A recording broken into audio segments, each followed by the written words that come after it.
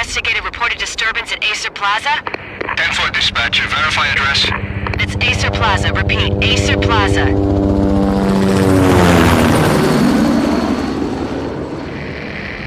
Shots fired on the rooftop. An assault in progress at Acer Plaza. Repeat, an assault in progress.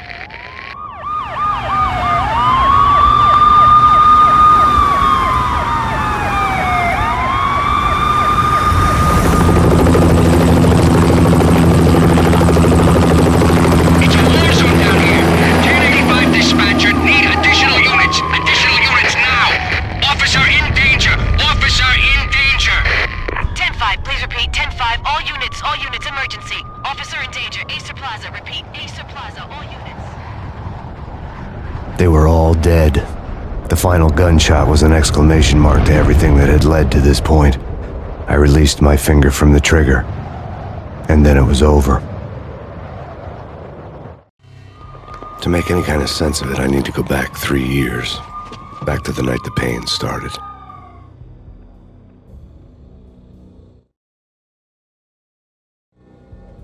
I was still on the force back then. NYPD, Manhattan, Midtown North Precinct, Hell's Kitchen. So when are you coming to work for me, Detective Payne? You'd make me work undercover in some hellhole. Sorry, Alex. Michelle and the baby come first. See? My last smoke. It's bad for the baby. That's you, Max. A regular Boy Scout. See, Alex. Still on for poker Thursday night, right? Like taking candy from a baby. Life was good. The sun setting on a sweet summer's day, the smell of freshly mowed lawns, the sounds of children playing, a house across the river on the Jersey side, beautiful wife and a baby girl. The American dream come true. Honey, I'm home. But dreams have a nasty habit of going bad when you're not looking. The sun went down with practiced bravado. Twilight crawled across the sky, laden with foreboding.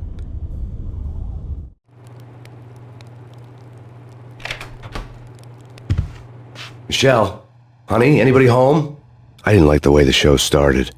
They'd given me the best seat in the house, front row center. What the hell? Something ugly had been tattooed on the wall, a map of things to come. It was a poison syringe, a magic tag full of diabolical meanings.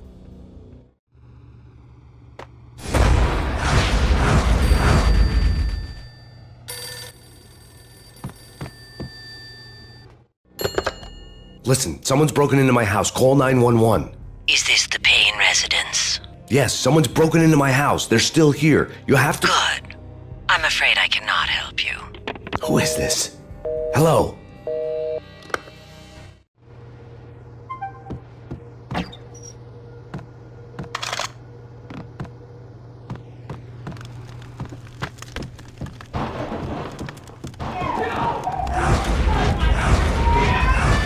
Michelle! No!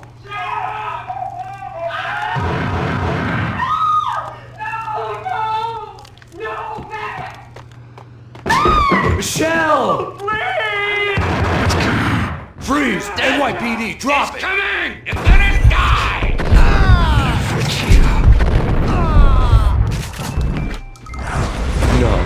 No, please, God, no. The flesh of fallen angels!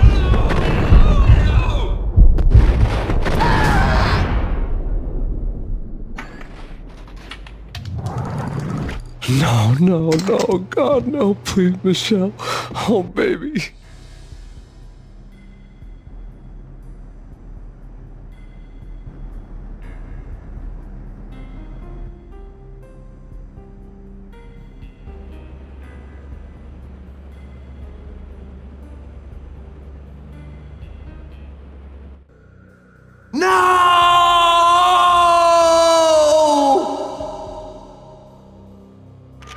That was 3 years ago.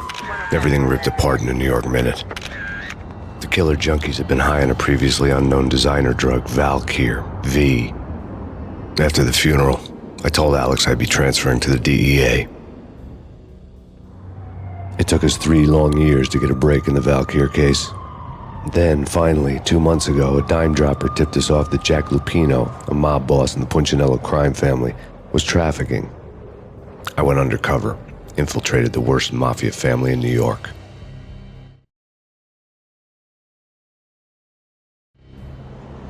I came in from the cold and the dark. Outside the city was a cruel monster.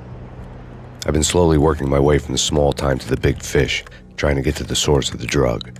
Alex and BB were my only contacts in the DEA, the only ones in this decrepit city who knew I was down here. BB here. Something urgent has come up with Jack Lupino. You need to meet with Alex immediately at the Roscoe Street station. I hadn't had a face-to-face with Alex since I'd gone undercover. Outside, the mercury was falling fast. It was colder than the devil's heart, raining ice pitchforks as if the heavens were ready to fall. Everyone was running for shelter like there was no tomorrow. It didn't get any better when I got to the subway. The feeling hit me like a point-blank shot straight in the face. Something was not right about this. My Beretta stirred nervously under my coat, but the train doors had already shut behind me, and I was in for the ride. Next stop, Roscoe Street Station, and Alex.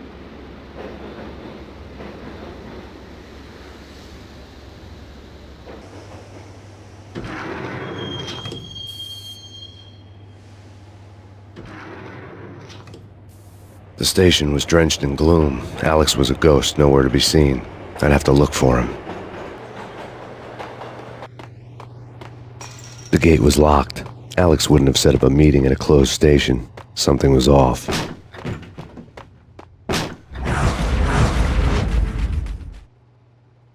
Death was in the air at Roscoe Street. I'd have to find Alex fast.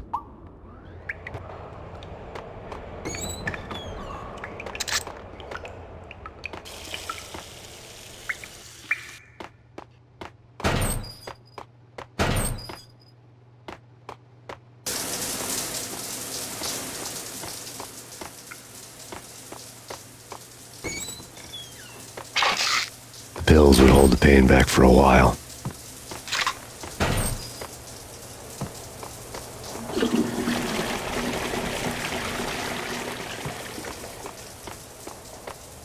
Wasn't Jake supposed to take care of this? He and Mickey are having too much fun taking care of the cop up there. Oh, what's the plan? Simple. Gun down every mother-loving bastard that gets off the train. Sweet. Didn't the train go already? No idea. Let's just wait and see. Yo!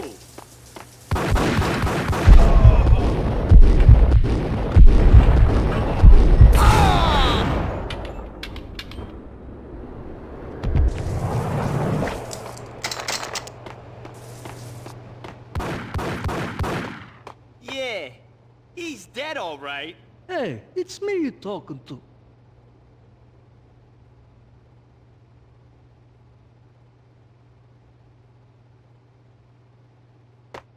Yo!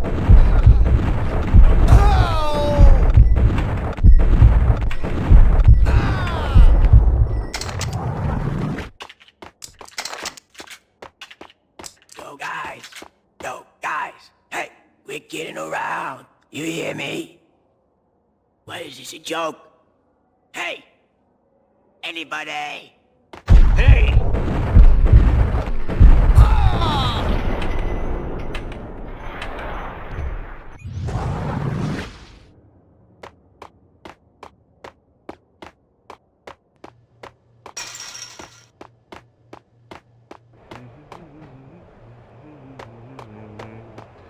Hey, yeah!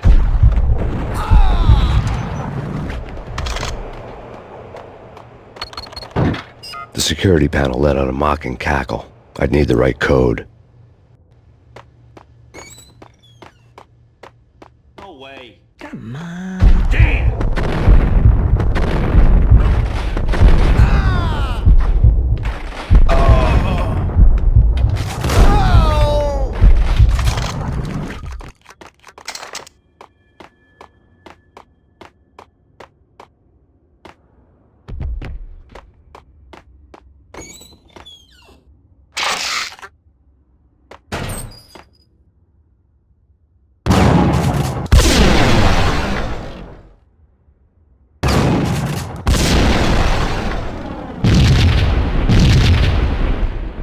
While looking for Alex, they had ended up in the middle of a big-time crime operation.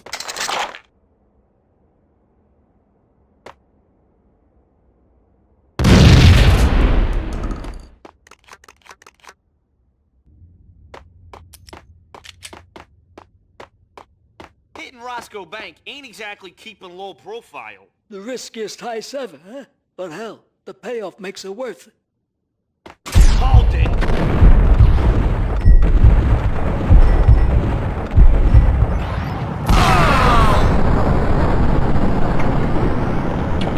The gate was locked.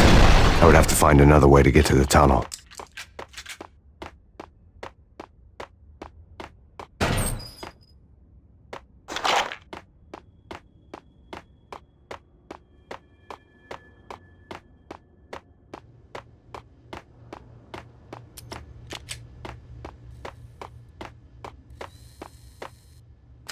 The power to the rail had been cut. I'd have to get it back on to get the train moving. Kiss it goodbye, cop. No, don't! Hey, who the hell? Oh!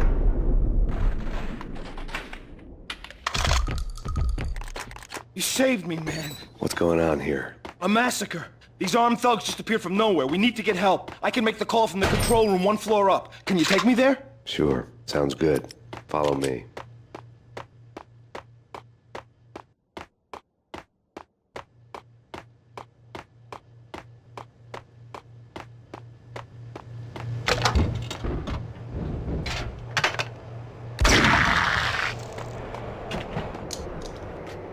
Home free. This way. What the? Out!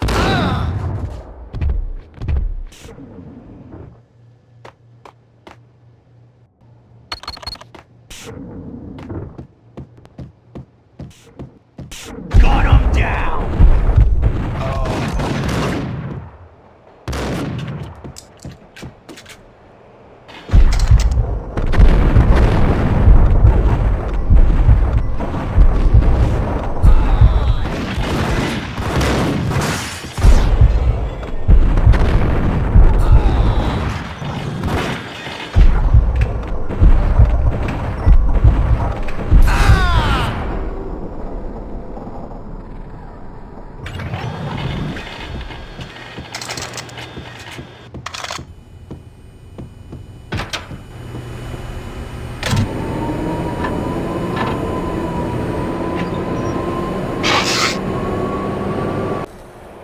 The train lit up like a Christmas tree. The power was back on.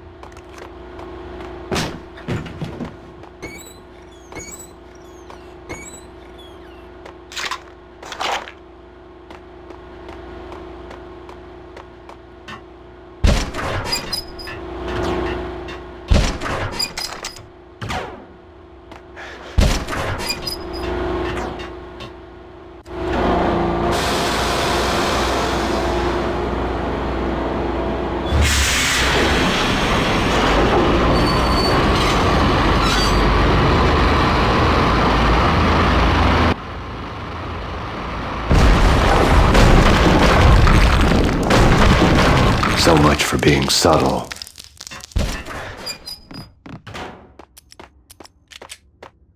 Hold it!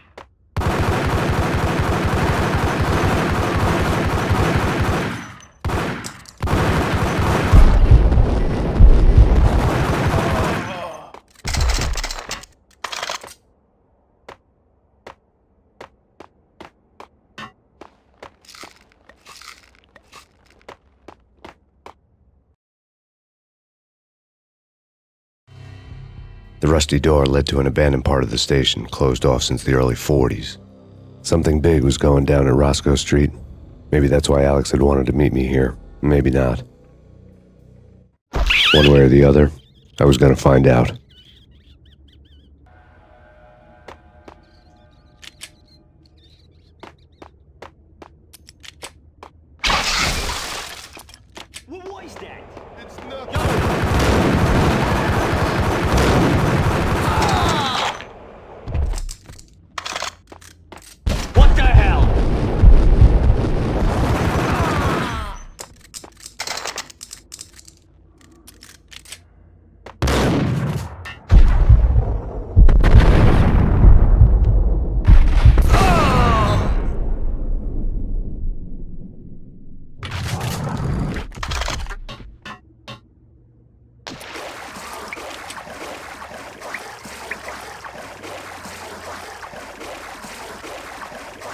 Ooh, now that's spooky.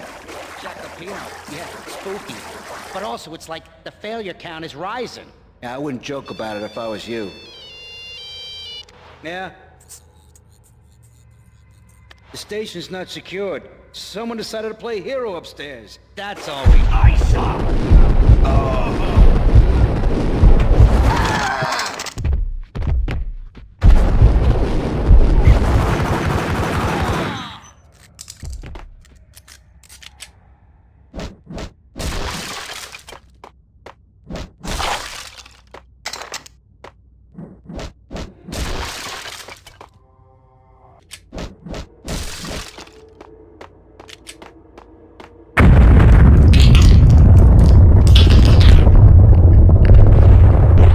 What the hell was that? Hold on here. Give me the detonator. What are you talking about? The detonator. I thought you'd bring it. You were supposed to bring it. Yeah, right.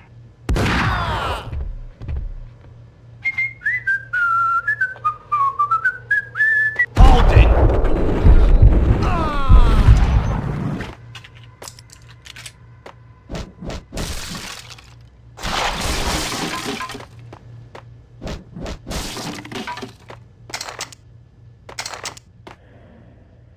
The door had been welded shut ages ago and the bomb was missing a detonator. What the?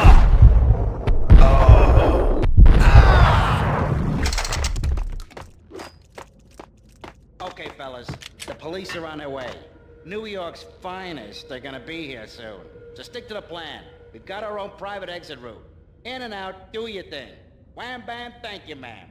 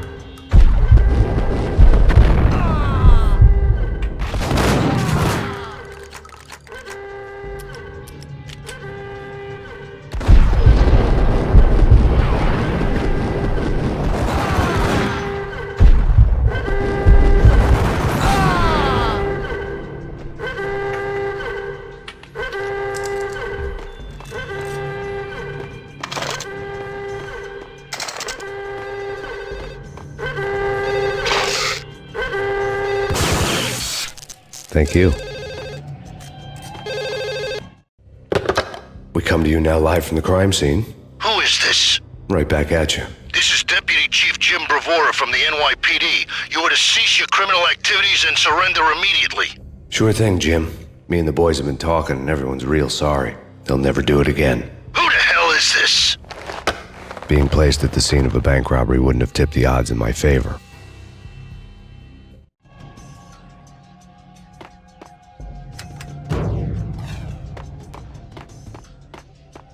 The bank robber's score lay on the table.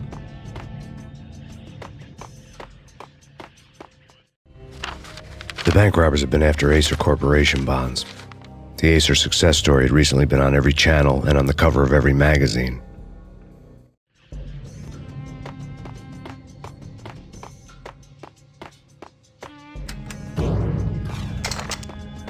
The bank robbers had left their tools on the table.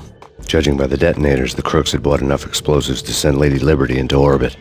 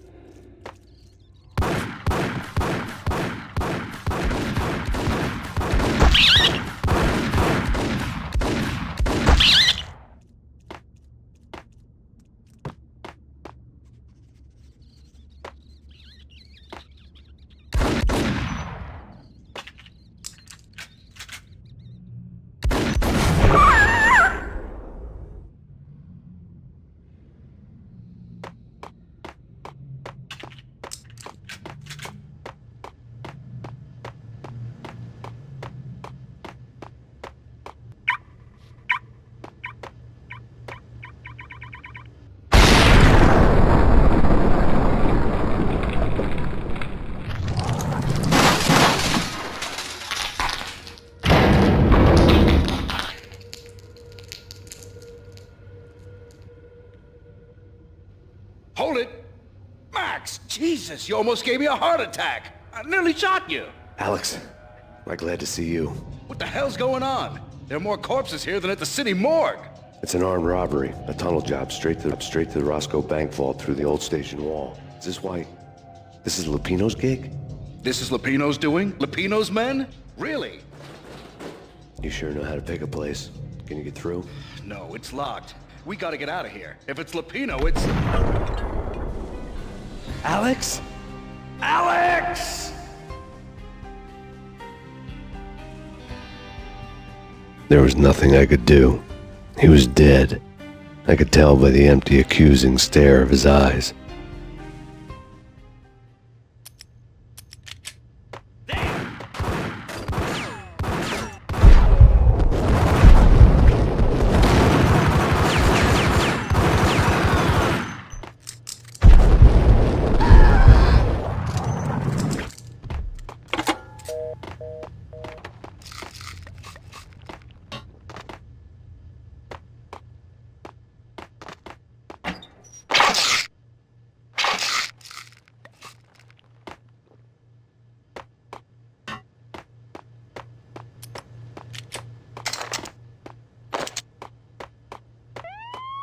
Let's get the hell out of here! We'll be fine. Just take it easy. I'm allergic to sirens. We gotta get moving. Shut up, okay? Yo!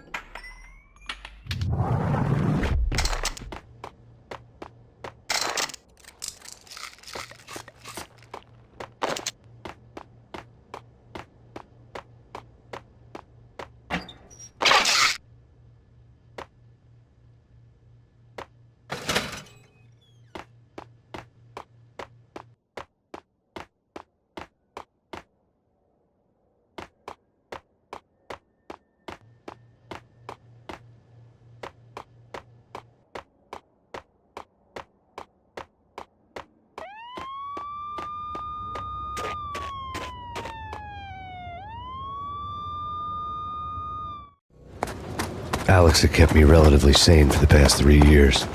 Now I didn't know how I felt. Somehow he had stumbled upon something big and ended up stepping on Jack Lupino's toes.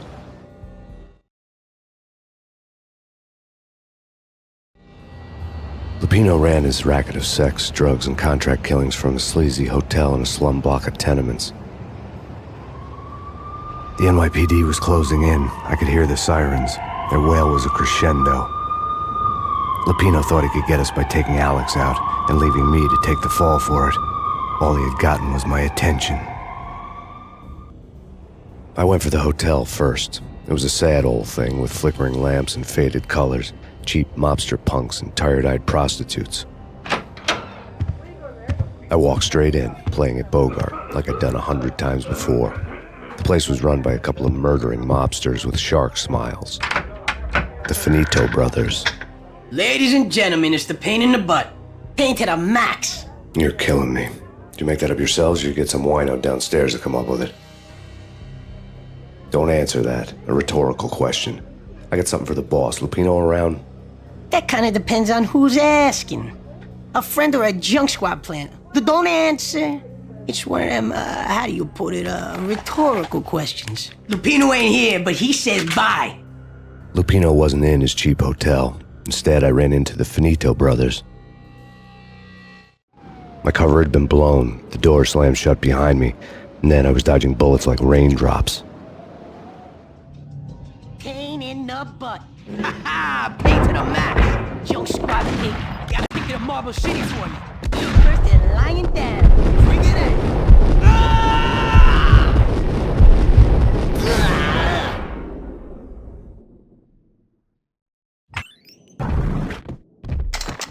A letter on the desk caught my eye.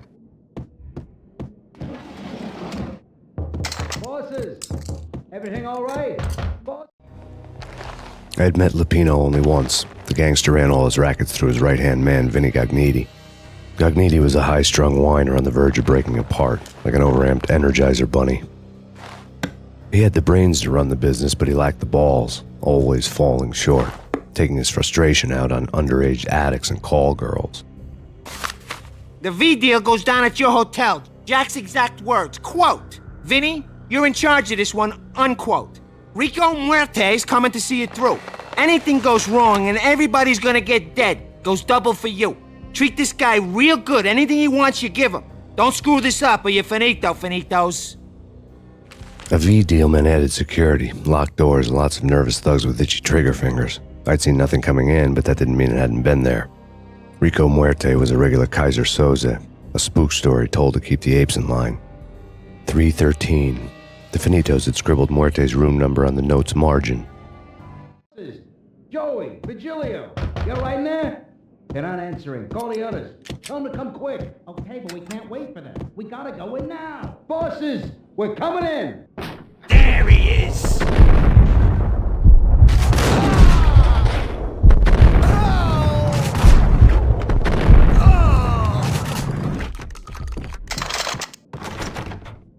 Getting out was not going to be easy.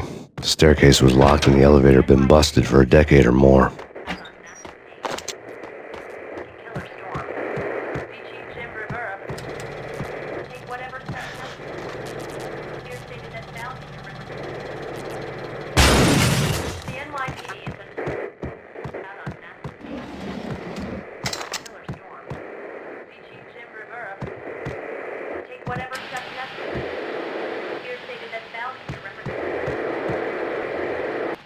In his press conference today, the mayor stated that Valkyr represents a clear danger to New York and called for drastic actions to eliminate the problem. On today's top story, the Valkyr crisis worsens with the murder of DEA Special Agent Alex Balder.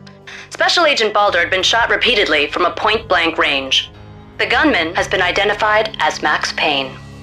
The noose is sure to tighten around this fugitive criminal as more NYPD units join the search to apprehend him. I had just gotten my 15 minutes of fame.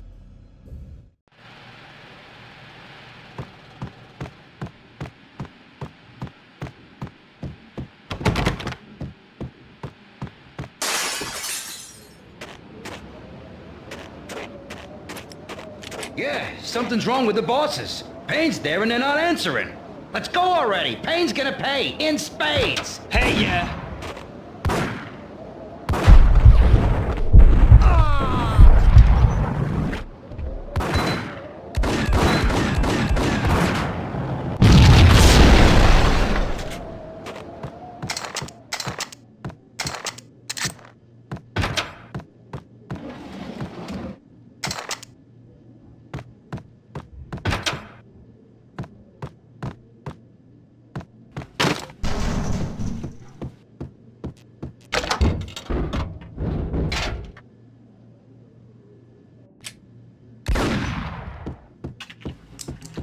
What the hell?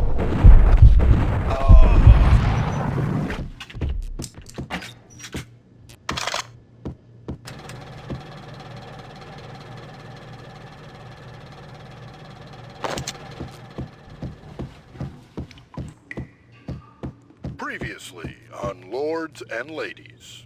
Lady Amelia, Marquis Valentine asks for an audience. Thank you, Lawrence. My lady. My lord? And now, an all-new episode of Lords and Ladies, brought to you in part by Acer Corporation.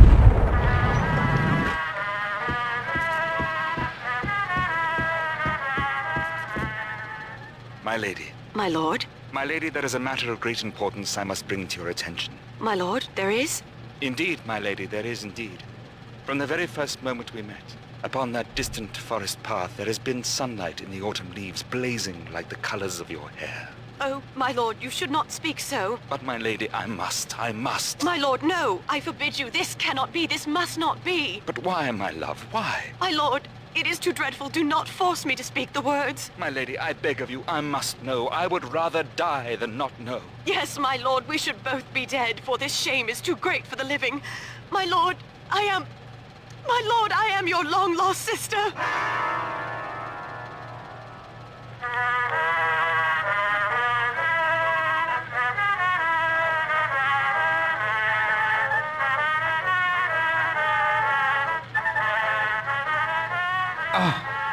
Lady Amelia, so tragic. Will they ever get together? Hold it!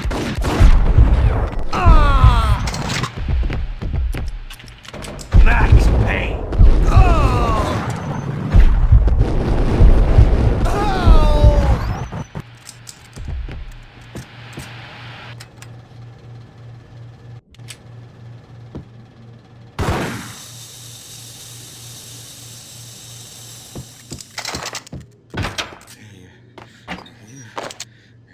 V-head junkies could go off without a warning. I had to be careful.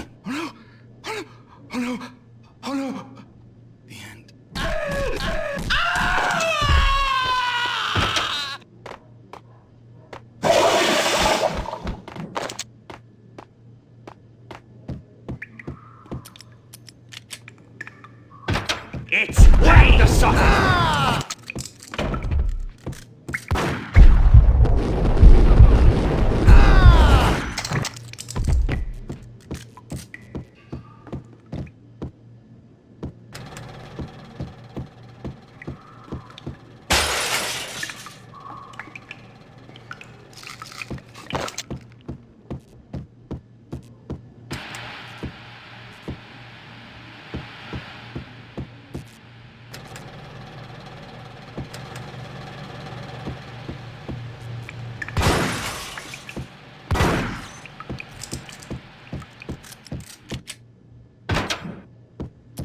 Piece of crap! Oh, careful, it might kick back. Dee-dee-dee-dee-dee, killer vending machine. You talking to me? Tough guy, scared. There!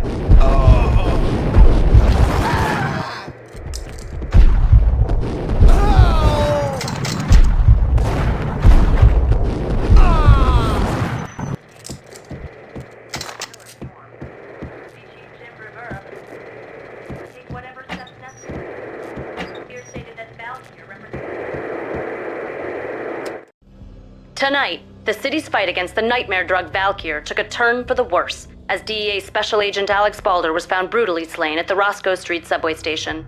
A suspect was seen leaving the site only moments after the shots had been fired, and the NYPD is currently in pursuit of Max Payne, a repeated felon believed to be armed and extremely dangerous. And now the weather. The worst winter storm in recorded history continues to pound the city. The NYPD has been out on Max Payne.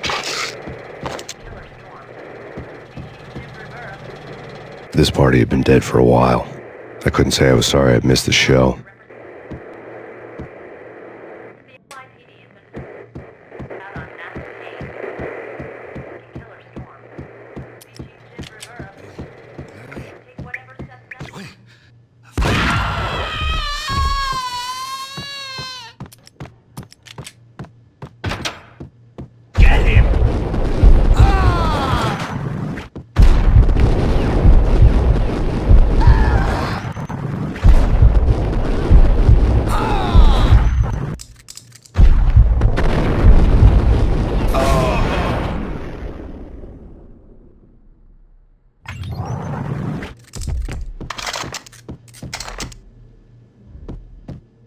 I'd found Muerte's room. Muerte had received a letter. Our investigation had turned up nothing to link Angelo Punchinello, the head of the Punchinello family, to Valkyr. All tracks had ended with Jack Lupino. The letter in Muerte's room was signed by the Don himself. It was the first hint that the Kingpin knew what was brewing inside his syndicate. The trouble you got into after the Chicago screw-up. The Punchinello family bailed you out. You have been waiting for a chance to pay us back. One of our trusted boys has a monkey the size of King Kong on his back, and we need your special skills for backup on a major deal. Collecting evidence had gotten old a few hundred bullets back. I was already so far past the point of no return I couldn't even remember what it looked like when I had passed it.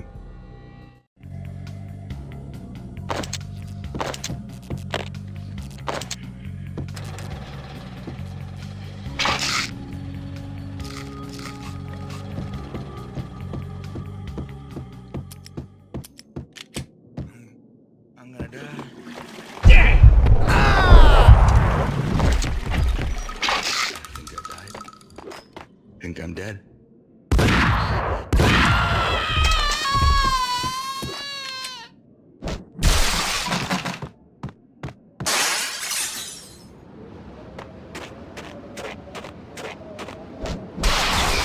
I didn't want to know what had happened here. It was not a pretty sight.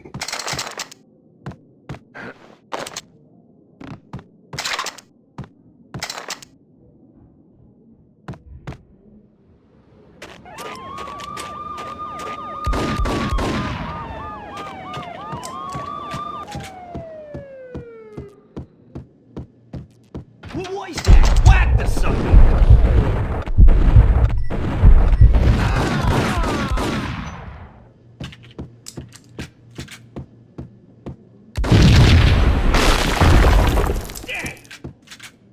Told you. God damn!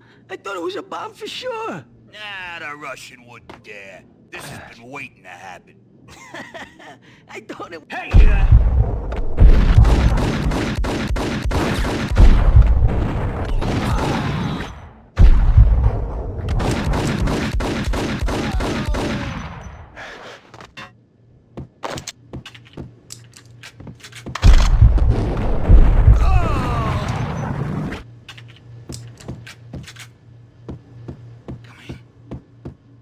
It's coming. come in! It's up!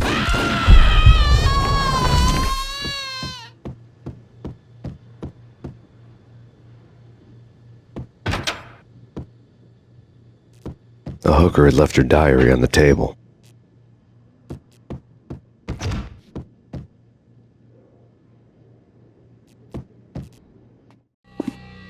The diary belonged to a hooker named Candy Dawn. The read would have made a vice cop blush. Had talks with the mystery hag over the phone again. Sent to the latest One-Eyed Alfred tape. As long as the hag keeps paying for the tapes, the old man could come every day for all I care. She had a nice sideline, making secret X-rated flicks of her clients and selling them to the highest bidder. It would get her killed if her V-fix for the day didn't do it first.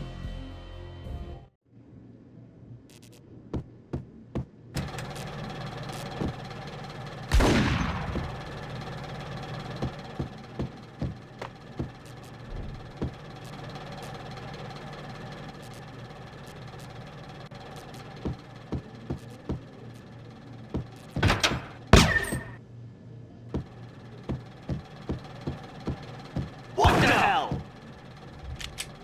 Tim, go get him. No, wait, you go get him. You go and get him.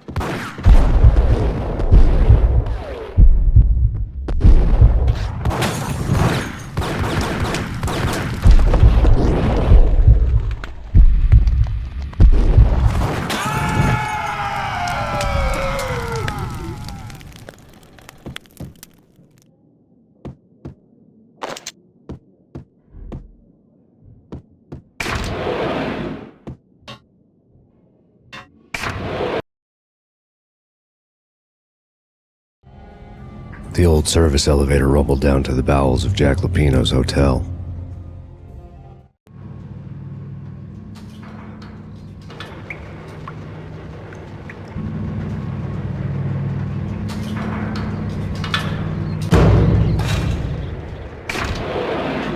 It was freaking crazy.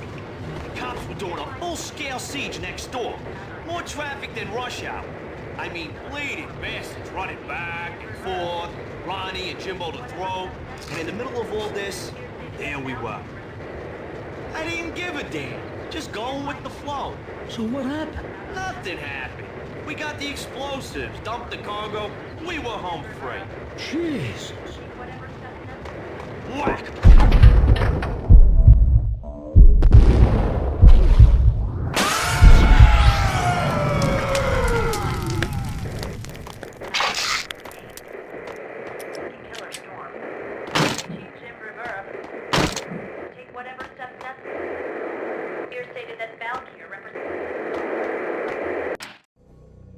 A winter storm warning is in effect in the whole tri-state area, as both freezing rain and heavy snowfall continue.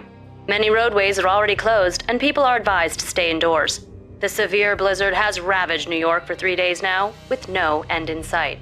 We'd been snowed from the start in the Valkyr case. The forecast said there was plenty more where that had come from. But the snowbound city was on my side. Less chance of innocent bystanders getting caught in the crossfire.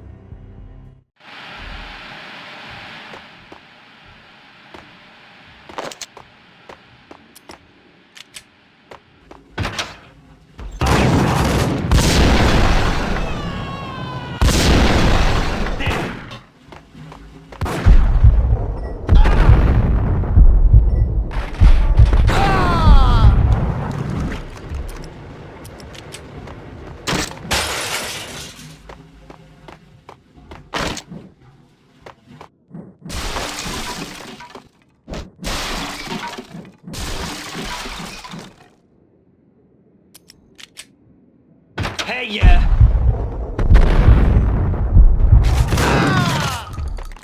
Exhibit number 1, a newspaper.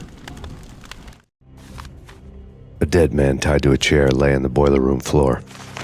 Captain Baseball Bat Boy has an unbeatable track record in superhero death matches.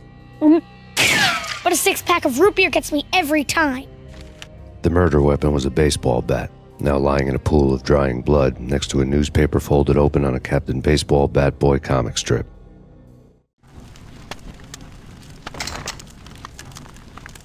Take vampire movies. Why are they always set in L.A. or Mexico? They can't even get a tan. If I was a bloodsucker, I'd move to the North Pole. Winter's one long night. Yeah, and what would you eat? Suck blood from penguins? Nah, Eskimos, man, Eskimos. Whack the sucker!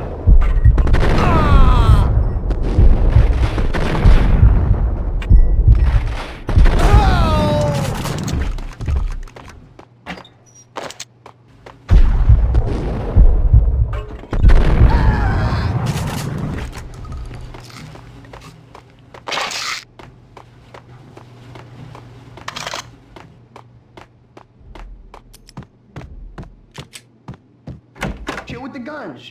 Trust me, you don't want to piss Muerte off. Gentlemen, let's do business. Green for green. Cheers at green-eyed angels. Amen. Whack the sucker!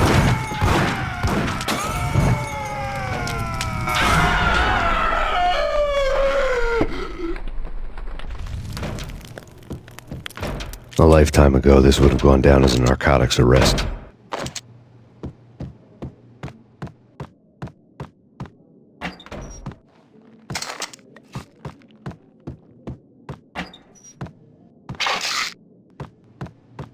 There was a key on the table.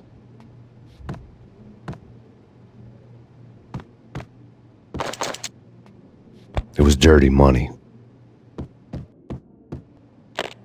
The transparent cylinders glowed green, full of Valkyr.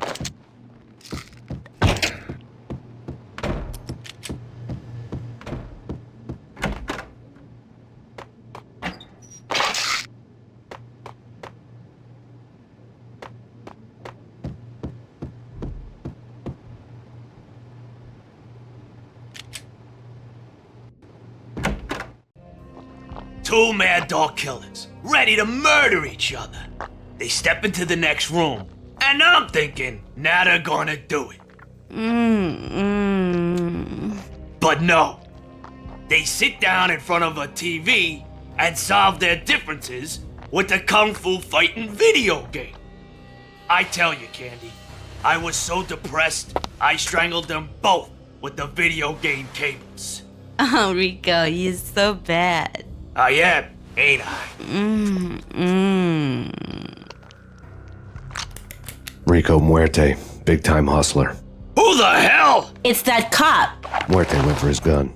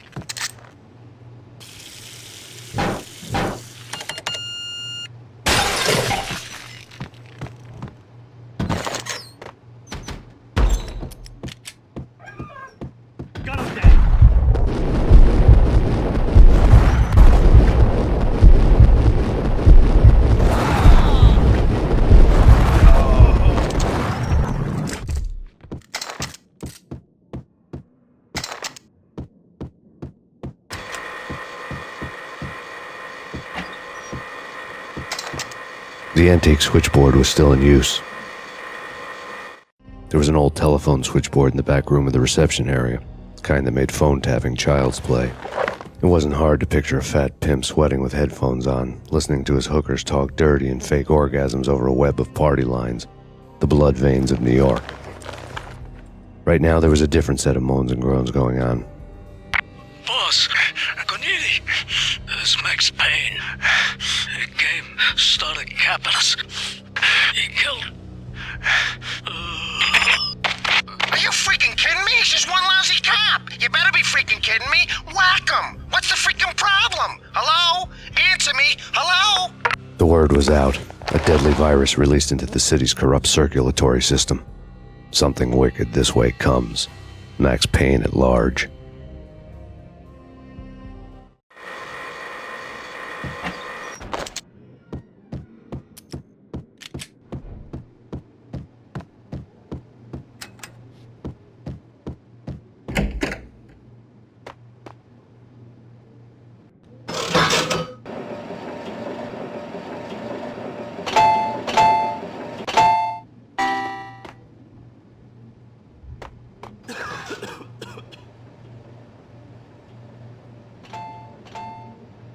You think you could take my money? You know who you're dealing with? Huh? Do you? Do you?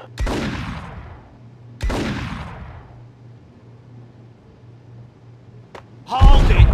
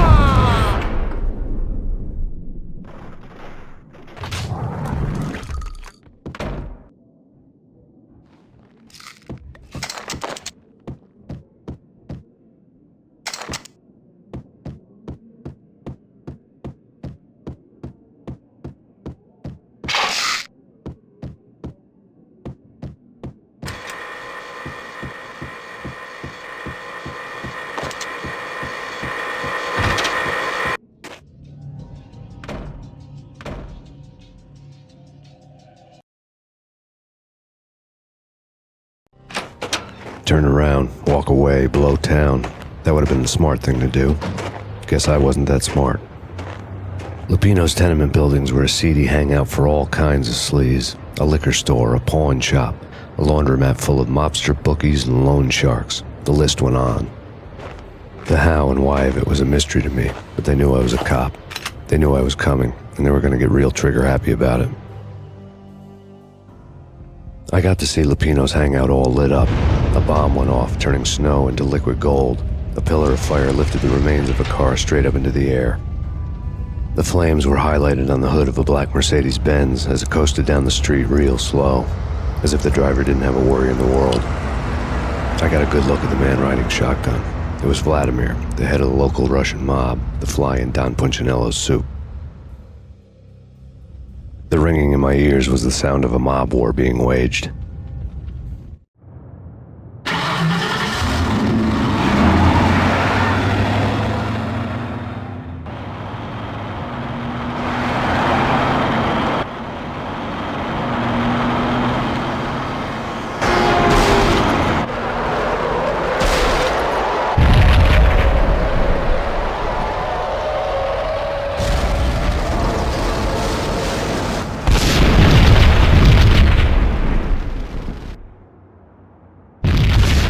Another bomb exploded inside the closest slum building. It was a lucky break. The goons inside were spooked, but luck always came with a price tag. More bombs could still be ticking inside, and the cops would already be on their way. Jack Lupino's suite was on the top floor. At least it used to be, before the explosive makeover.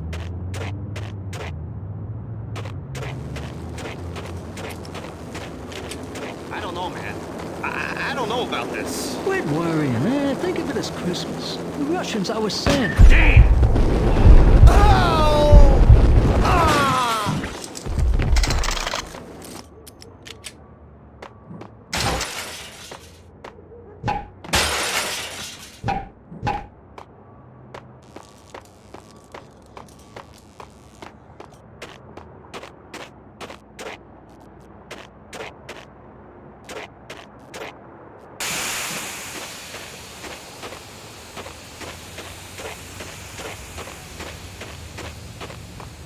The headlines were a depressing read. The headlines were screaming bloody murder. The storm was a screaming duet with the approaching prowl car sirens. It was all a scream when you were down for the count and wanted for murder.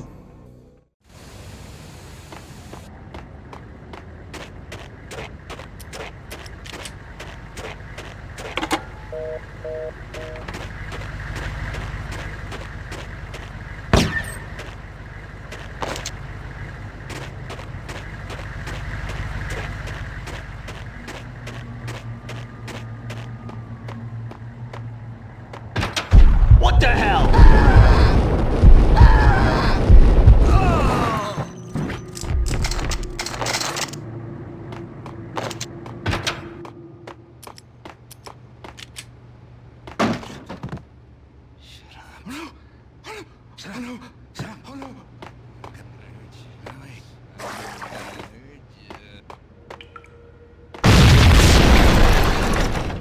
The whole building was rigged with explosives.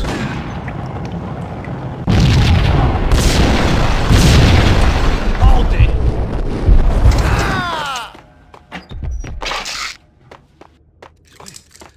I'm gonna hurt you. I'm gonna hurt you. Hey!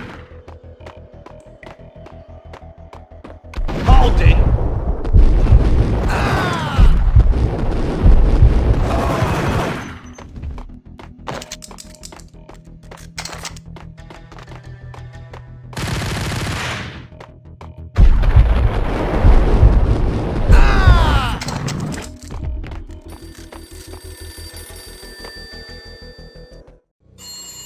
A beaten-up phone in the entrance hall was ringing.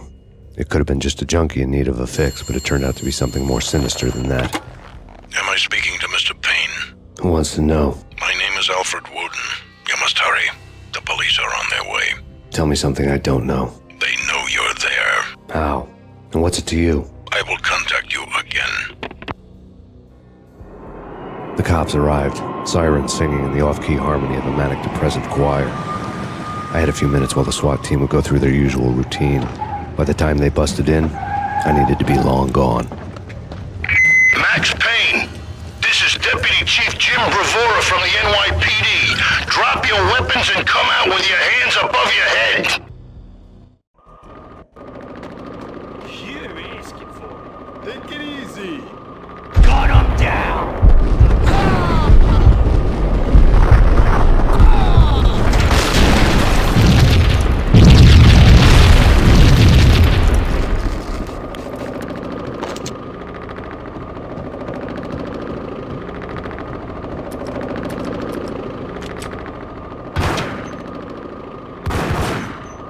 Someone had left the key on the shelf.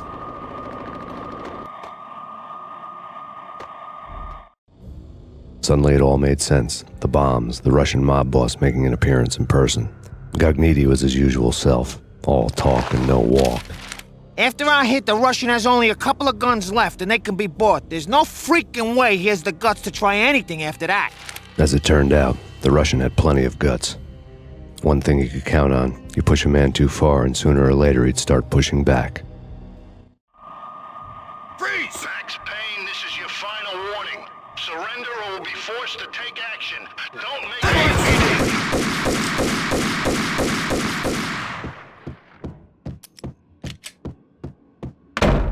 What the hell?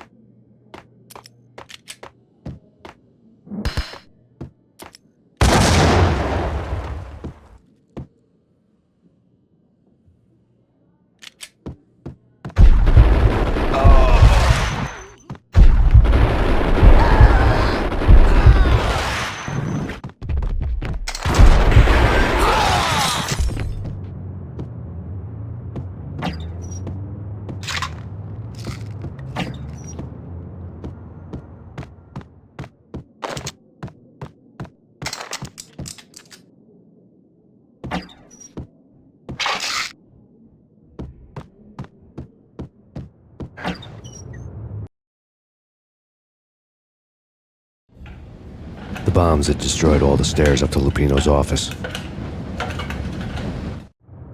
The alternate route led there by way of adjoining rooftops.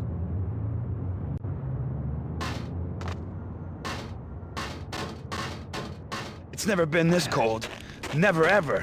It's like the sky's falling. Yes, sir. It's the end of the world as we know it. And I don't feel fine. I don't feel anything. Not a thing. I'm freezing my butt off.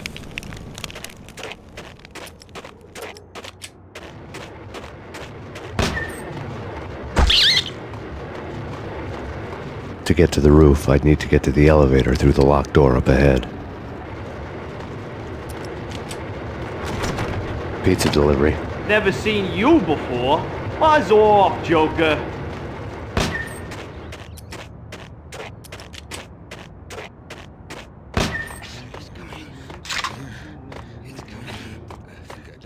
It's coming. I think I'm dead. It's coming. Payne!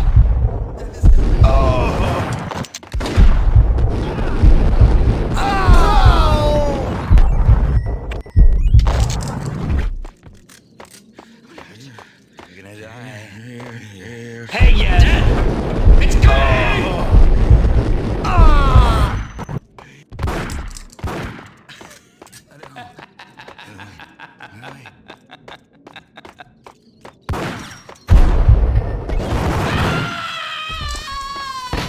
No, don't shoot. I ain't. You know the clowns at the laundry? Me? No. You're no good to me then. What? No, the laundry, yeah. I know him, yeah. Get me in there. Okay.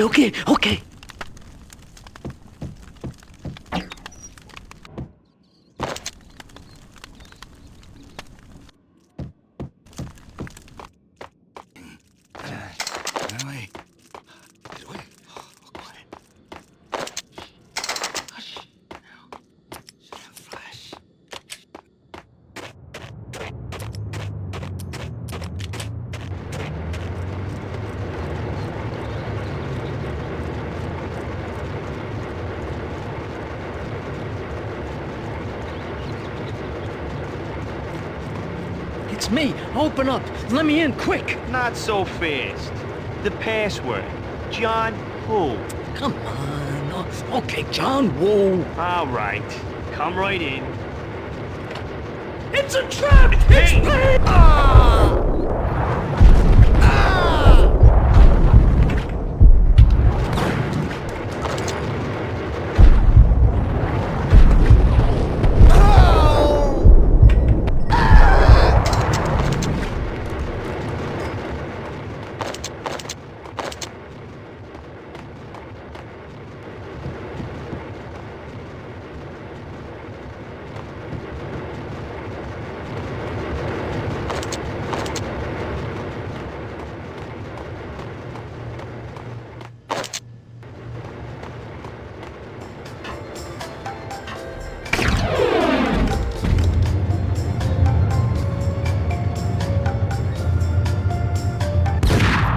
Thank you.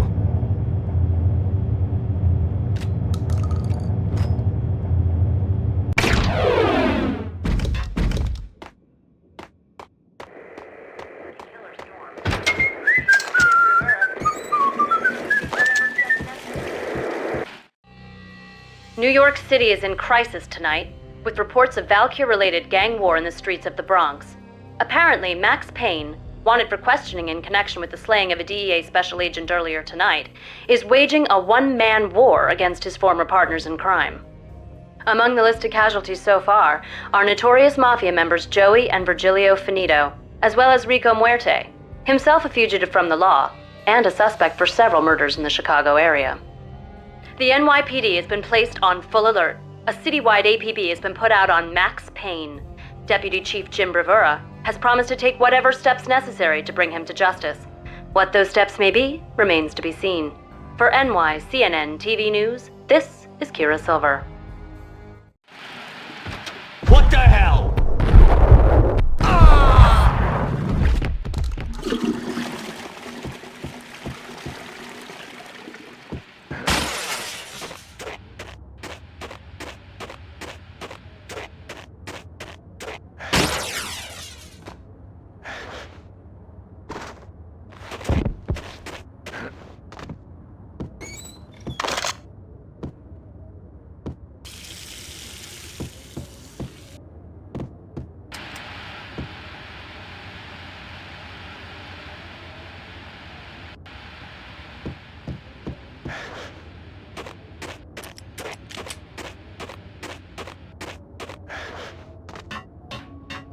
This week on Address Unknown. I don't want to go there. It's the last place I'd want to end up. But that's where I always end up. Hold it! Only it's not me talking to the Payne flamingo. Someone who looks I'm hiding in the shadows, watching it all unfold. The flamingo speaks. He can speak here. It says, There's no content television. that's near.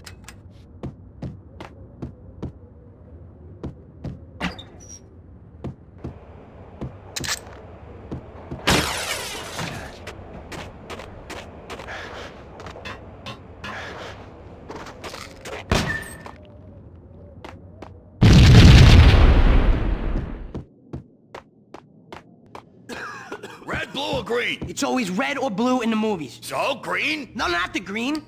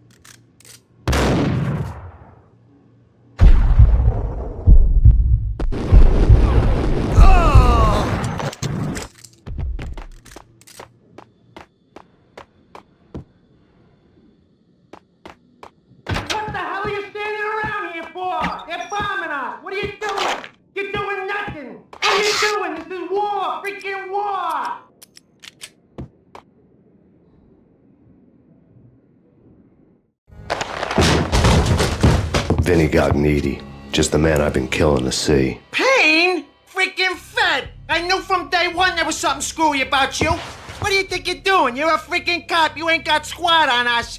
You can't just come in here waving your piece like it meant something. Yeah!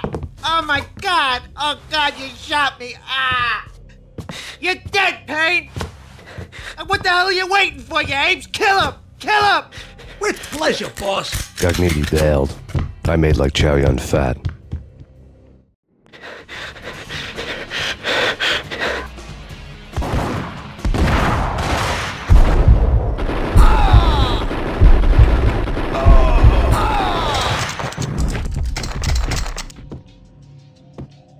A crumpled letter lay on Gognitti's desk. The letter was addressed to Don Punchinello, but Vinny had never had the nerve to finish it. Jack's gone voodoo. Just the other night, he shot Dino because he wanted to see what his brains looked like splattered on the wall. He's a freaking mad dog. We're running out of men and business fast. Gognitti had been living in mortal fear of his boss. Jack Lupino was a psycho.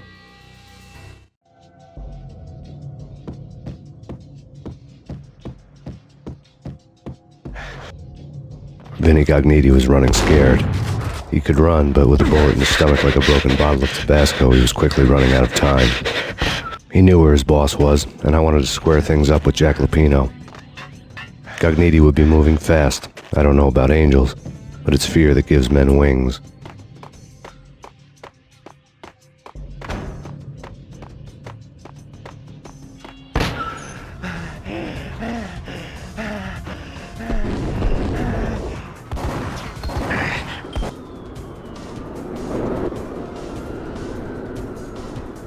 Gognitti hitched a ride. To catch him, I'd have to follow his lead.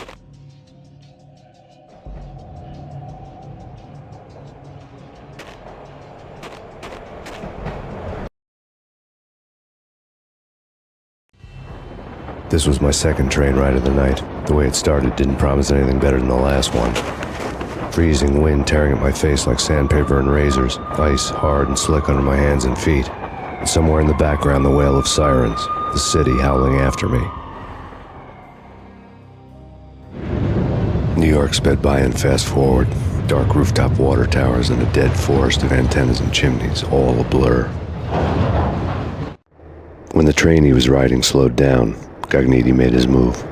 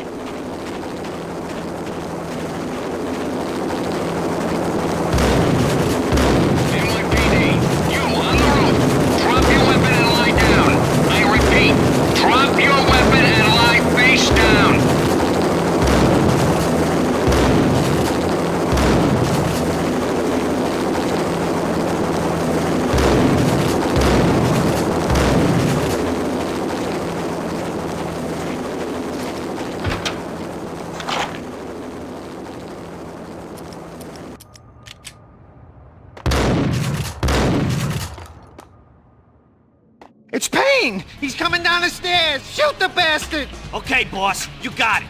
No problem.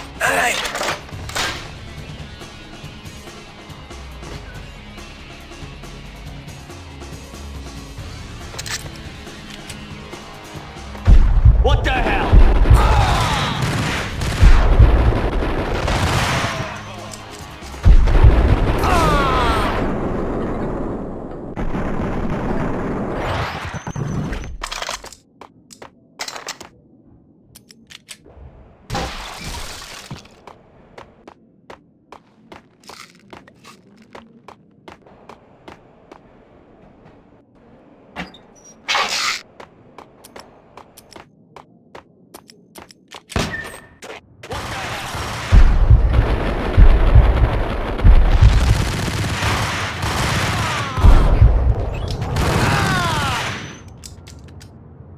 What the hell?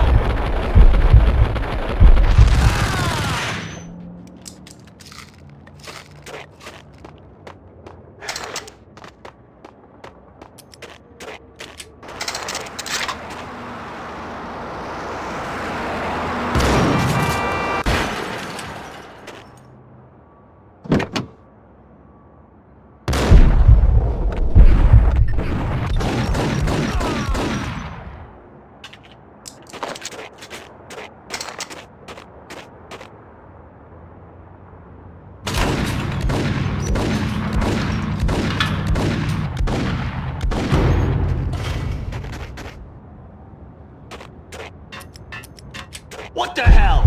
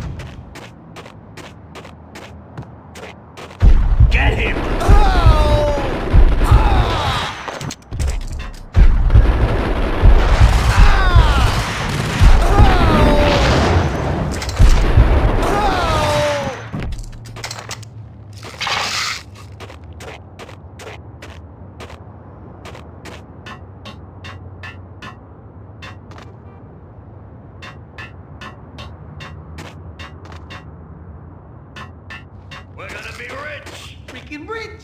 Even richer than that, wise guy. Freaking rich!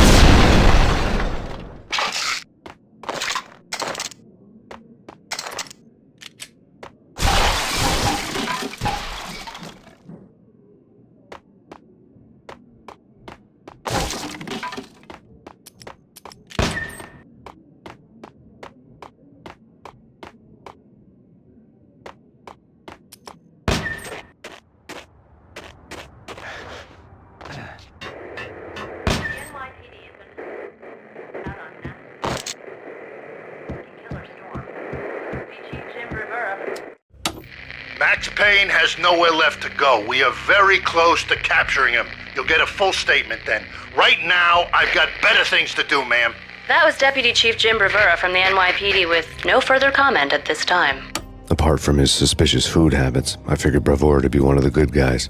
Fate had just dropped us on different sides in this. But when it came to capturing me, he was way out of his league. I had already ditched the cops a couple of rooftops back.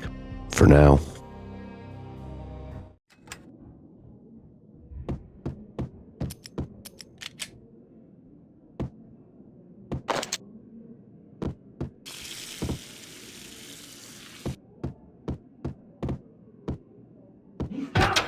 I can hear him. Ready? Keep your guns pointed at the door. Okay, this is it. Any moment now, Payne's gonna bust through that door with murder in his eye. It's either him or us. I, for one, am gonna pump the SOB so full of lead, they'll need a forklift to carry the coffin to the... Gun him down!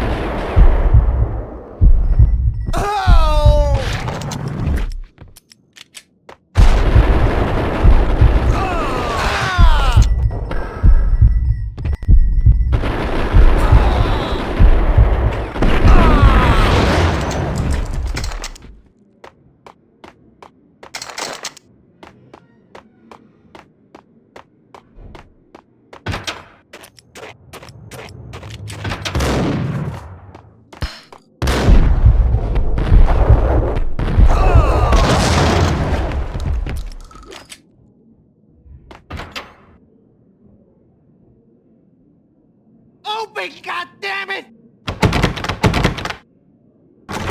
Payne! I'll kill you, you lousy freaking cop!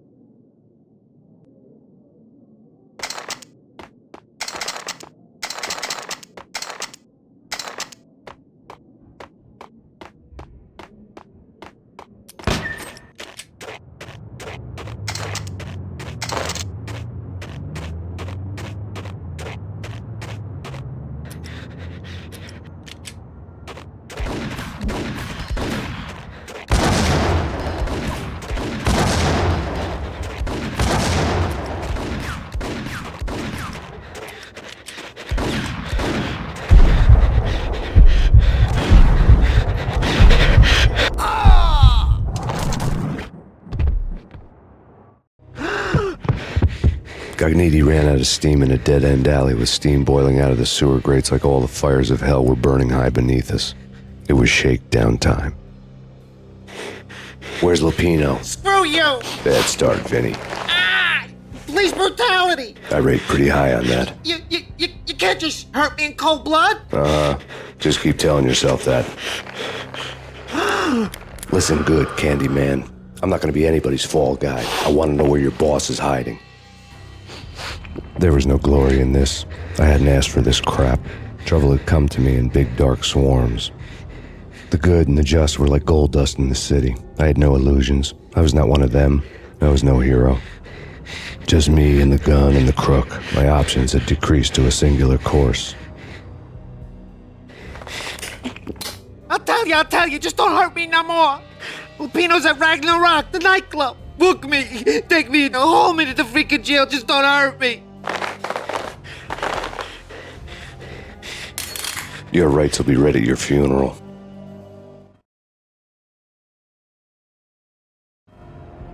Ragnarok was Lupino's private nightclub, a den of drugs built into an old theater. I knew what waited inside. V-head junkies ready to explode in random acts of senseless violence, and Lupino's goon squad, the worst stone-cold killers this side of hell. Ragnarok was as inviting as a headache, flickering and flashing to a machine gun beat. The belly of the nightclub was a gothic theme park that began with bondage games and led to the nasty stuff from there. As subtle with its dark message as a cop killer bullet through the heart, like father, like son, just like Jack Lupino.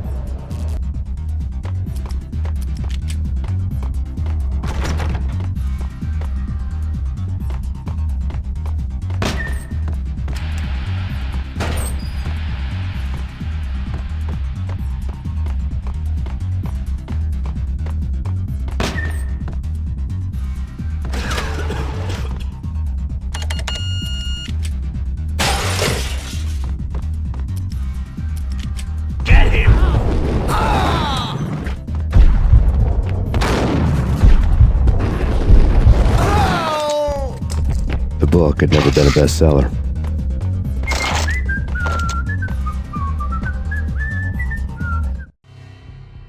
Given the setting, I was surprised to find that somebody had been passing time reading. The paperback was entitled, The Age of Murder and Storm.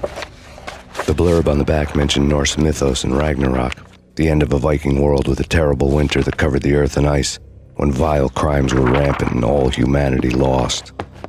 I could see how somebody impressionable might get it into their head that we were at the end of time. I was also beginning to see what the nightclub and its owner were all about.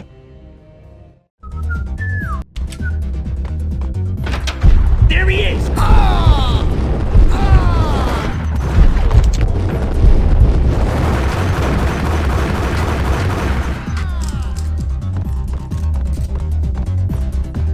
Hold it!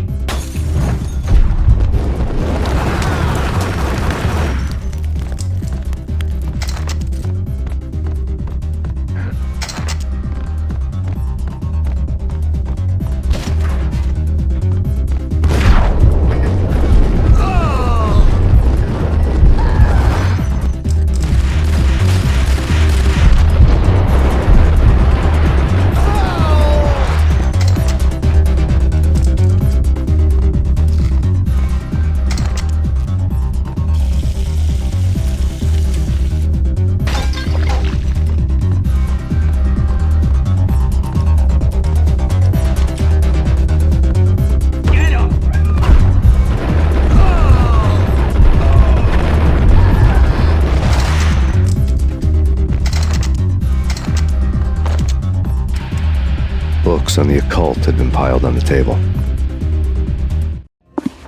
The room was stacked with light reading, such as Necronomicon, Witchcraft, and Paradise Lost.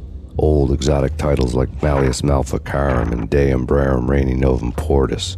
Books with pentagrams on their covers, all dealing with the occult and the infernal, lying between stacks of horror videos and a couple of Ouija boards. The only thing I could take seriously was the thought of Lupino taking it seriously. He had been spending a lot of time getting intimate with the guy downstairs.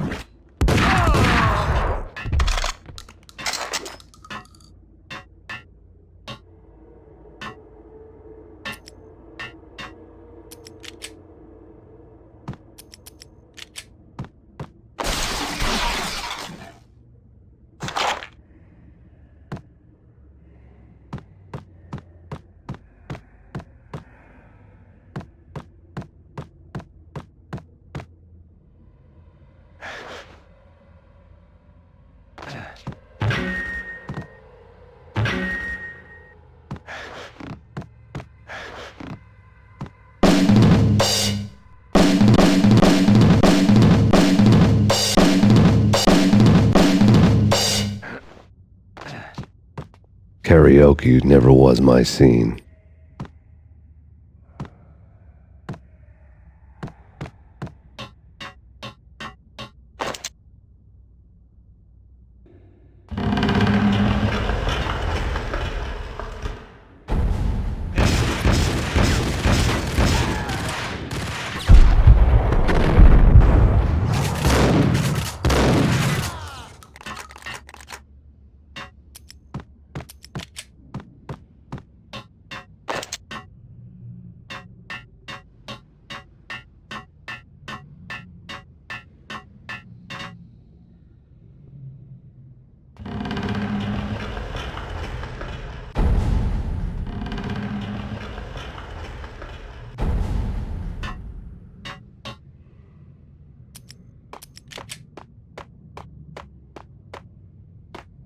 What the hell?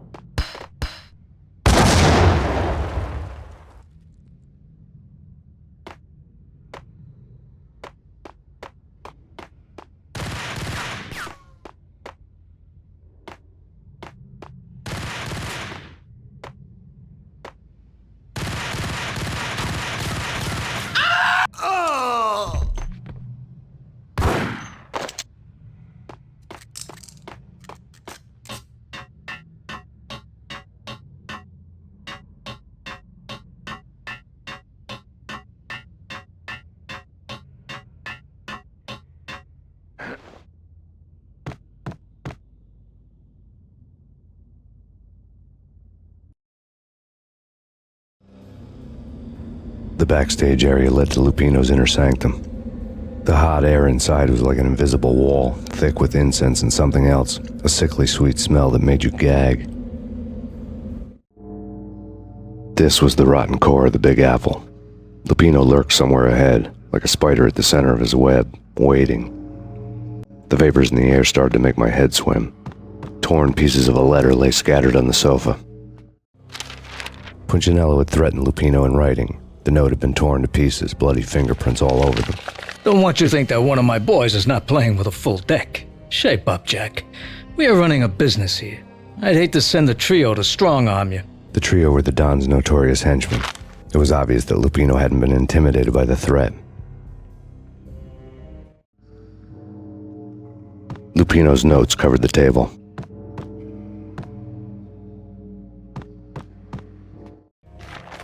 Jack Lupino was crazy, all right.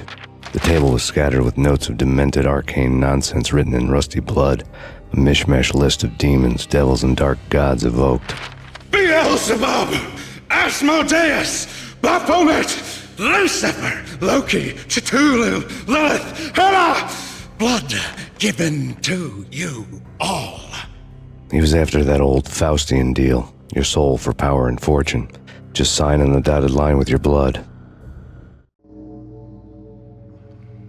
Lupino's notebook lay on the pedestal.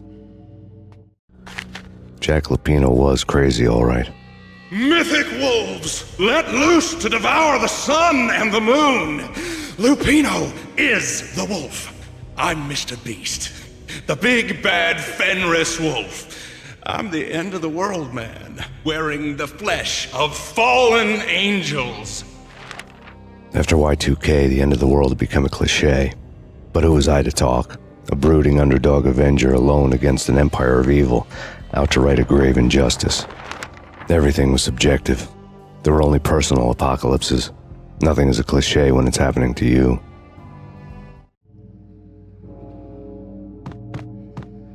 The flesh of fallen angels! Come to me all! Astaroth, Beelzebub, Asmodeus, Baphomet, Lucifer, Loki, Satan, Cthulhu, Lilith, Hela! Blood to you all! Secrets under the skin of reality. I've seen it. The corruption of flesh. Oh! I'm the wolf, yeah! I am the wolf! It's close. It's coming. You have come. A witness to the end of time. It's now! I will rise to her side! I don't need the words! I'm beyond the words!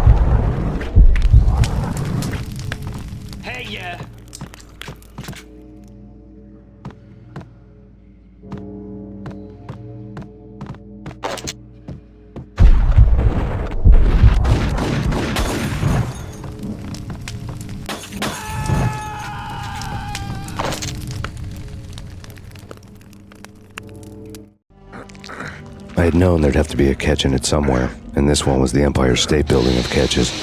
Lupino was pumped up and dying to go 15 rounds with a mutant alligator.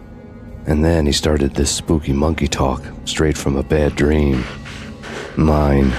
I have tasted the flesh of fallen angels. I've tasted the devil's green blood. It runs in my veins. I've seen beyond a world of skin, the architecture of blood and bow and arrow. Death is coming! She is coming, and hell follows with her. This is the twilight winter. I am ready to be her son. Her time is now, and all who stand in her way must die!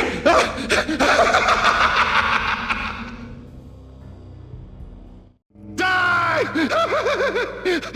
You'll die! You'll die! Now! All die! Ow!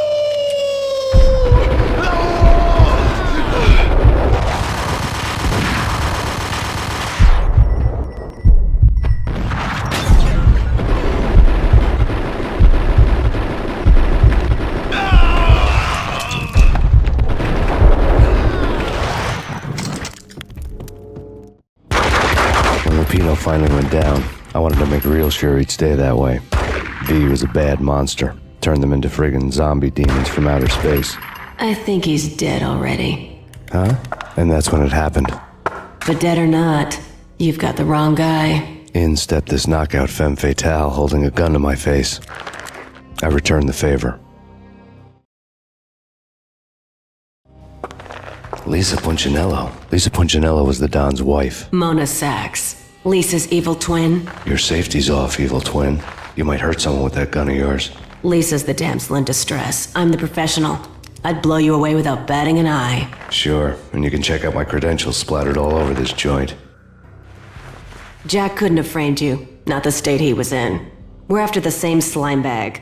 Angelo Punchinello's the one who murdered your friend and framed you with it. You know this for a fact? I've got my sources. I don't have a clue these days. I just shoot them as they come. Who put a contract on the Archfiend? This one's mine. I hate the guts of that sadistic wife-beater. Why not pool our bullets for this one? I thought you'd never ask. My finger was starting to twitch. How do you like your whiskey? I'm easy, as long as you don't try to slip me a Mickey.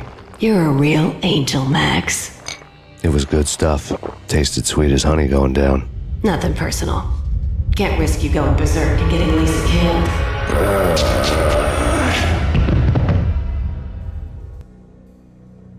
The nightmare was always the same. Violent shapes moving in darkness, old and ugly. The killer's mad laughter was a riddle filled with wicked innuendo.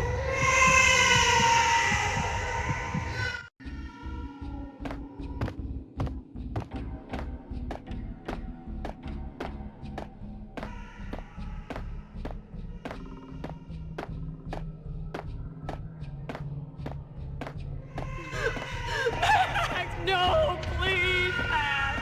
Why? I didn't mean to.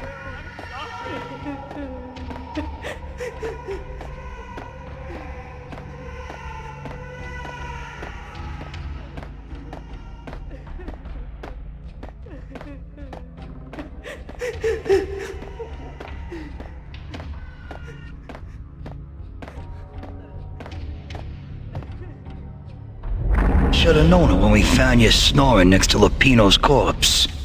A comedian, huh? The pictures were filled with good old times. Alex and I had a few moments of glory between us.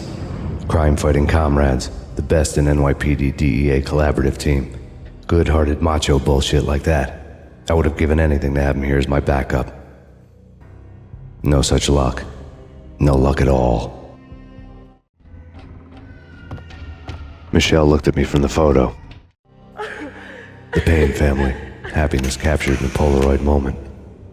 I had thought it would last forever. Till death do us part. I didn't want to think about it.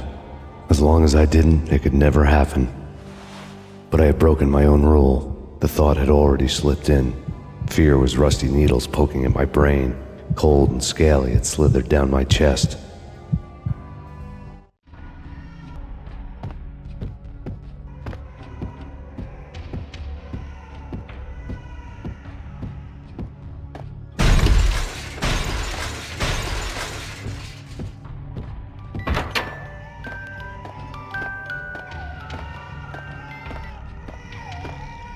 I really love to watch cartoons.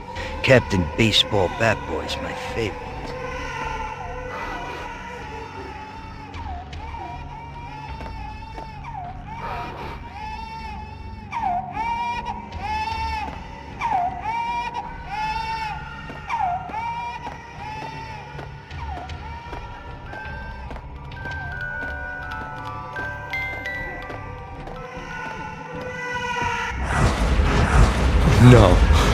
No, please God, no.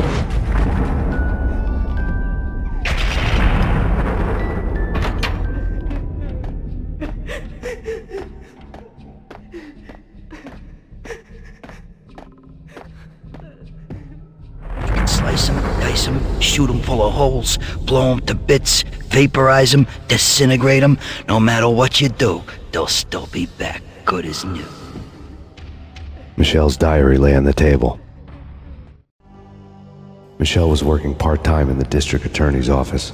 Her diary was open on today's entry, her handwriting all pretty curves. An army dossier found its way to my desk yesterday. Valhalla? Isn't that a Norse myth? Something about Vikings? I tried to tell Max about it, but he was busy, that cute frown on his brow. Guess it's nothing, just a mix-up at the courier service. From now on, I would always find time for her. It was a hollow promise. Too little, too late.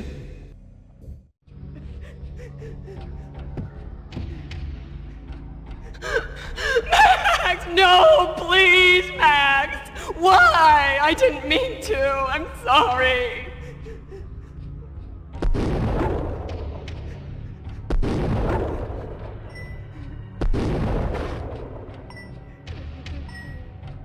Murderer! You killed her! Nothing like that ever happens in the real world.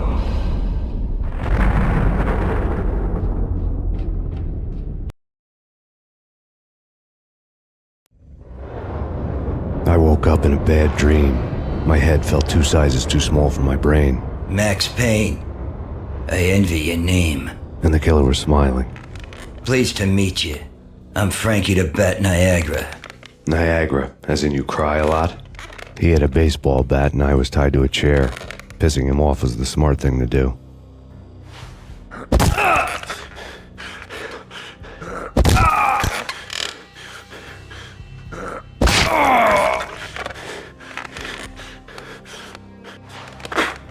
Nothing wrong with a little laugh now and then.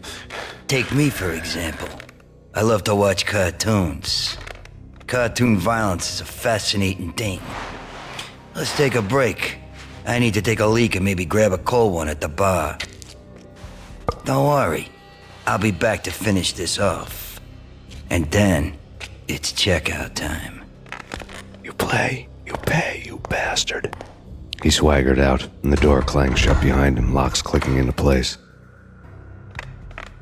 Everyone makes mistakes. Mine hadn't been to crack jokes about the goon with the bat. He'd have cracked my skull regardless. It hadn't even been to trust a girl with a gun. I had blindly gone after the first bad guy on my hit list when I should have been aiming further up the ladder, at the head of the Punchinello family. I couldn't bring myself to be pissed at Mona. Guess I had a soft spot for her pretty face.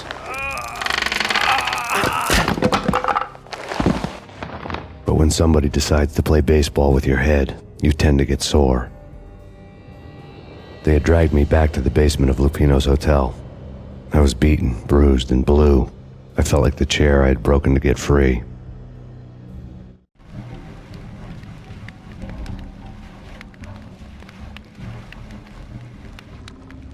All I had was Niagara's bat, sticky with my own blood. Without a gun, I'd be no match for Frankie's men. I'd have to play hide and seek with them. It's Frankie's. Damn!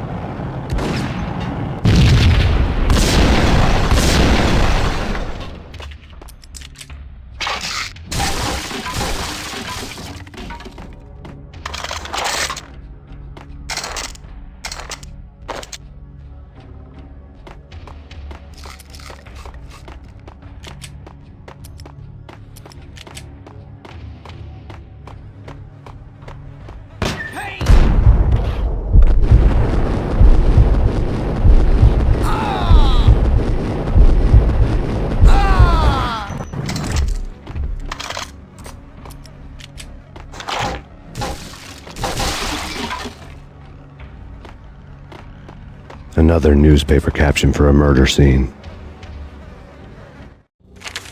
Frankie had left his calling card, a Captain Baseball bat boy strip, next to a sewer passage filled with bodies. You'd better not mess with Captain Baseball Bat Boy. Even my archenemy, Bicycle Helmet Girl, swoons at the sight of me. Aha! There were enough corpses to put a mass murderer to shame.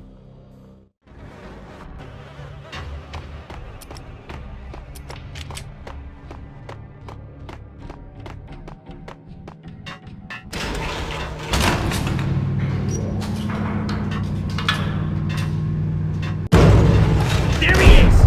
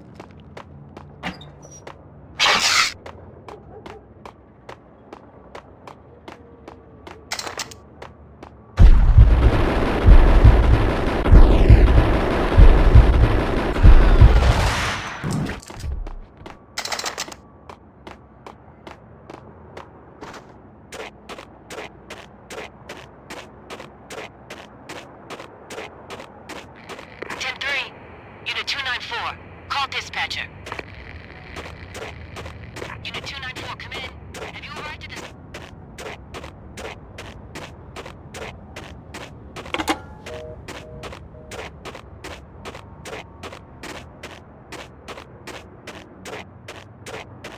Things were fast going from bad to worse.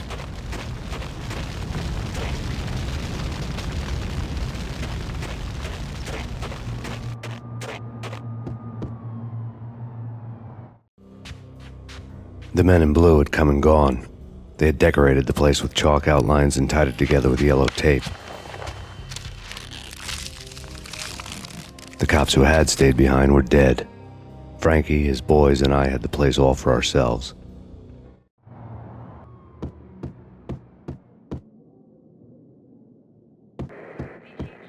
Just forget about it. Just forget about it. Hey, just forget about it. That crazy witch, you should have heard her. She was a real scream when the boys caught her trying to cap the Don. Oh, that's friggin' bad. To the trio? That's even worse than what Frankie's doing to that poor bastard downstairs. She's gonna take a long time to die. The mobster muscle on the phone was talking about Mona. Punchinello's trio were nothing but bad news. It's Payne!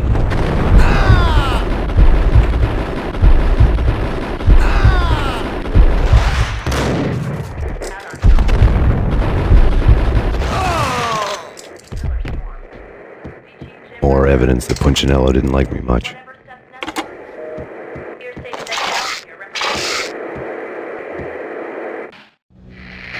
The fact remains that all the victims so far identified in the Ragnarok shooting have been known criminals, many of whom had large doses of V in their blood. Reliable sources say that Max Payne was also among those killed, although no body has been recovered at this time. Reliable sources. That meant somebody thought the Mafia had me, didn't want the cops snooping around anymore. The body would be delivered to them barely recognizable. Case closed. Don Punchinello had the power to be that reliable source, which was no news. But his news was old news. Framing me hadn't been enough. Don Punchinello had put a hit on me. He wanted me dead, and it had been important enough for him to give written instructions to Frankie about it. Max Payne should die like a dog for the trouble he's caused. Frankie, I know I can trust you to give this matter the dedication it needs.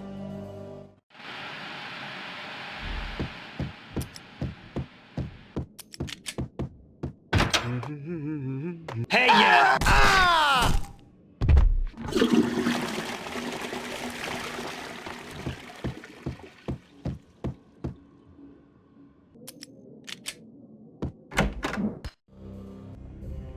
The hotel bar was fast developing quite a history. True to his words, Frankie was there, having a beer. Jesus Christ. How the hell did you get loose? Got bored waiting. Thought, what the hell, we could just as well finish this here. Fine by me. This works out just as well.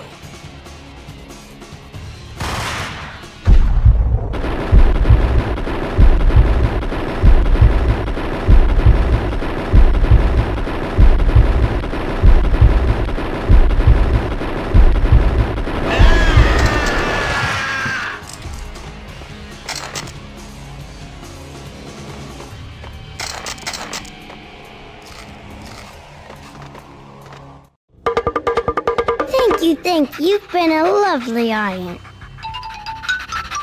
Had enough? I don't play with girls anyway. Unfair! I spotted the tail as soon as I left the hotel. A big black Mercedes. I'd seen the car before. That time it had heralded impressive explosions. Vladimir was back. Bang! You're dead, Max Payne. I might have laughed if I remembered how.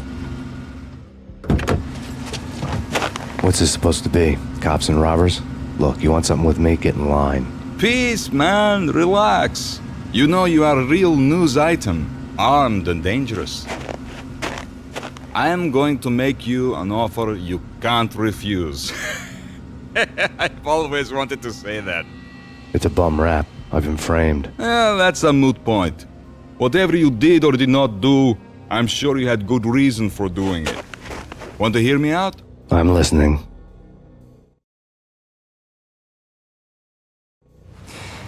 Punchinello messing with V is bad for business all around. But that's not all. There is this guy, Boris Time, used to pull jobs for me. He's the captain of the cargo ship Charon. Now the bastard turncoat has gone over to the other side, Punchinello's. The ship's loaded with high-res hardware, guns, my business. If Punchinello gets hold of that cargo, he's won and I have lost. And you'll have your work cut out for you. If you want to get to Punchinello, you will need heavy-duty persuaders. I am just the man to get them for you. Change the ship back under my flag, maybe pop 2 in the traitor Dime's head while you're at it. You'll get enough guns to start the apocalypse. You in or out? Let's get this show on the road. Vladimir was one of those old-time bad guys with honor and morals, which made him almost one of the good guys. None of us was a saint. The Brooklyn riverfront was a maze of rusty containers, sharp-boned cranes looming up from the snowstorm. On a night like this, you couldn't help but think of the dark army of dead men sleeping with the fishes, cement shoes in line. No Minotaur lurked in this labyrinth, but somewhere out there, on the clanking deck of a cargo freighter, the skipper of the Chiron was waiting, like the ferryman of the river Styx. What the?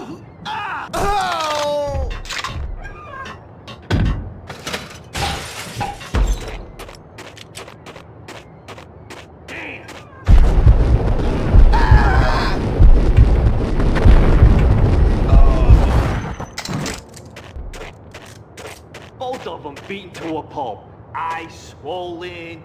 They couldn't see in the end. Swaying on their feet. Slipping on the blood. Money's worth. Brought tears to my eyes.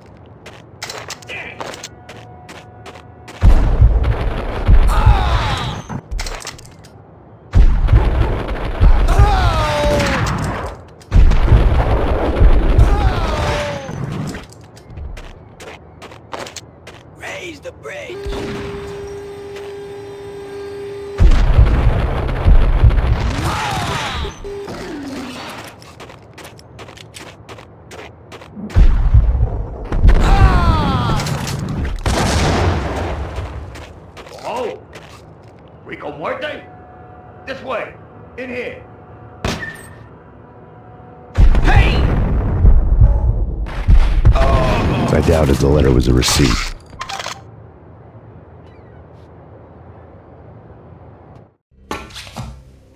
Rico Muerte had come to town to do more than just sort out family troubles. Exhibits number 1, 2, and 3. A briefcase of money, a sniper rifle, and an envelope with one word neatly printed on a folded piece of expensive paper. Mayor. It didn't sound like a mafia contract at all. It was too cold and too to the point.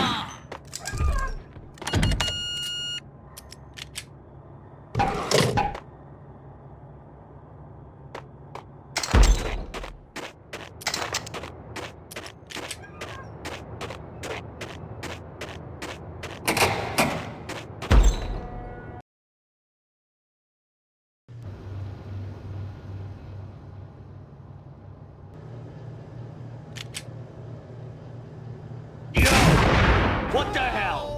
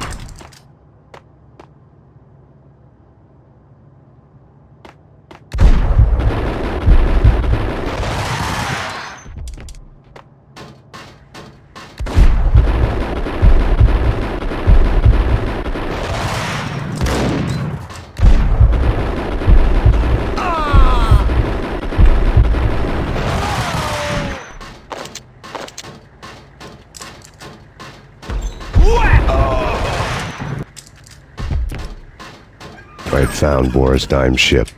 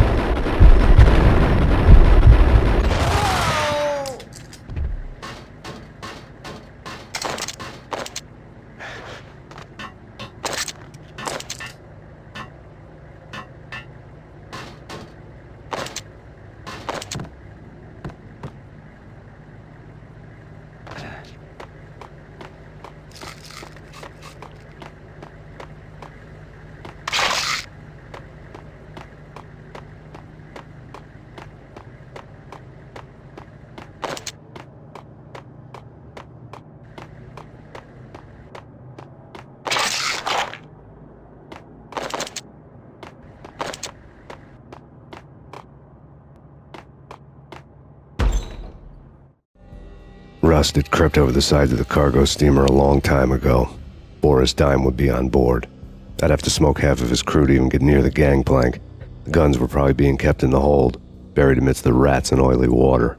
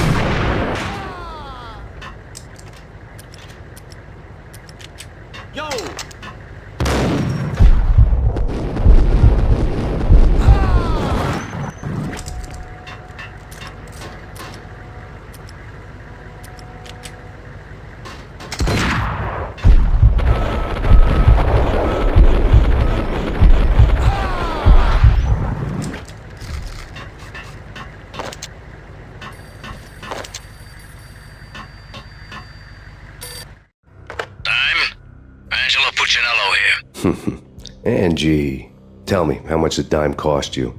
I bet it was more than his name. Max Payne. Right the first time. You're dead, punk. You sure you're not confusing me with Boris here? But you are right, of course. Pretty soon we should get together and have a talk. You son of a... Pissing Punchinello off was a dangerous game, but when people get mad, they make mistakes. I should know. That's where I wanted Punchinello, mad enough to trip over his own feet, preferably into a grave.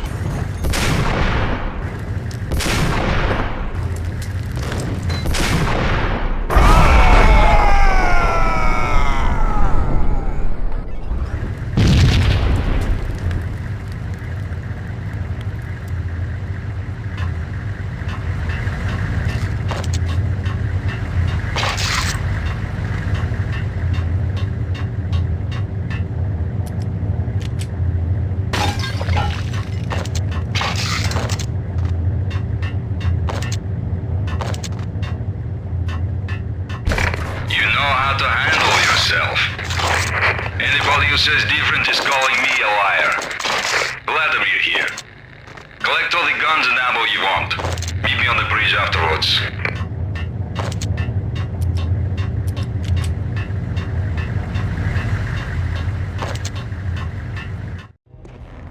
Did you get everything you need? Check. I owe you. Anything you need. This is my solo. When I'm through, Punchinello won't be anybody's problem anymore. Clear as vodka. But anytime you get between a rock and a hard place, just whistle. This could be the beginning of a beautiful friendship. You really get a bang out of this big-time gangster act, don't you?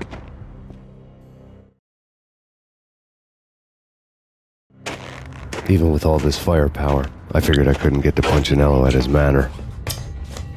I could only hope that he wouldn't pass a chance to hear me beg to see he's won. This is Max Payne. I want to cut a deal. Payne, you're a dead man. That's what everybody keeps telling me. I got your ship and her cargo. I want to meet. No pain, no gain. Capiche? You know my restaurant? Yeah, I know it. 1 hour. Punchinello's restaurant had seen better days. Snow was falling like ashes from post-apocalyptic skies, but that was outside. Things would soon get hot in the Don's restaurant. I knew it was a long shot, Angelo Punchinello actually showing up, but there was no crime in hoping.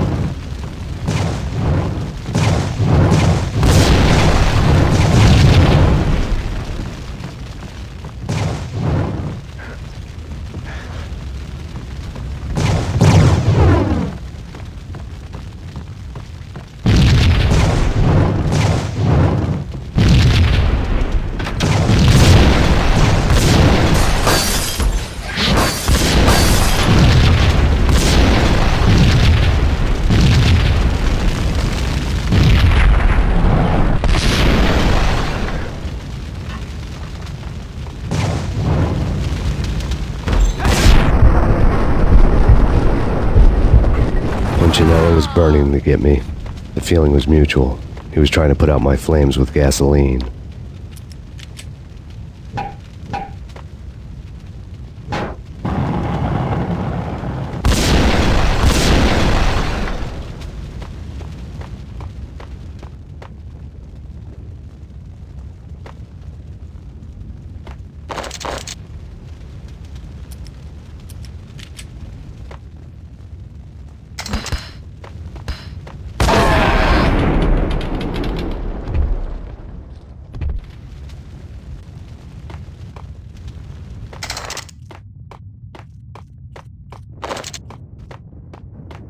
The mobsters have been guarding a real treasure. The way out of this disco inferno. There he is!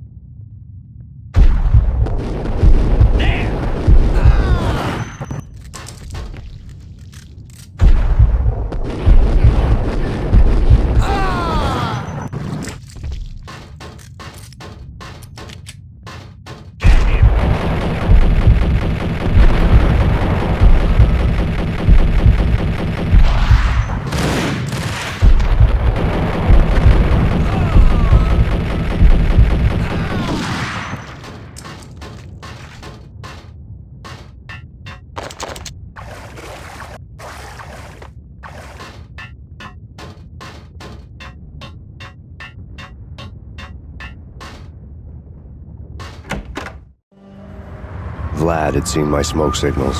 The Mercedes was revving to go, almost drowning out the banshee wail of the sirens. You coming? We'll drop you off at the Punchinello Manor. Sounds good to me. When this is over, look me up. I could use a professional like you. I'll keep that in mind.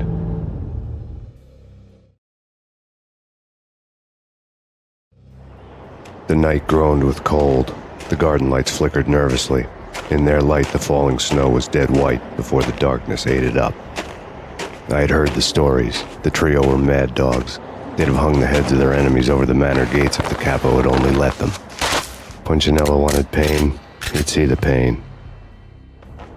The trick in my situation was that there was no trick, no matter what the movies tell you. No rules, no secret mantra, no roadmap. It wasn't about how smart or how good you were. It was chaos and luck, and anyone who thought different was a fool. All you could do was to hang on madly, as long and as hard as you could. Someone had graciously left the back door open for me and killed the guards. My money was on Mona.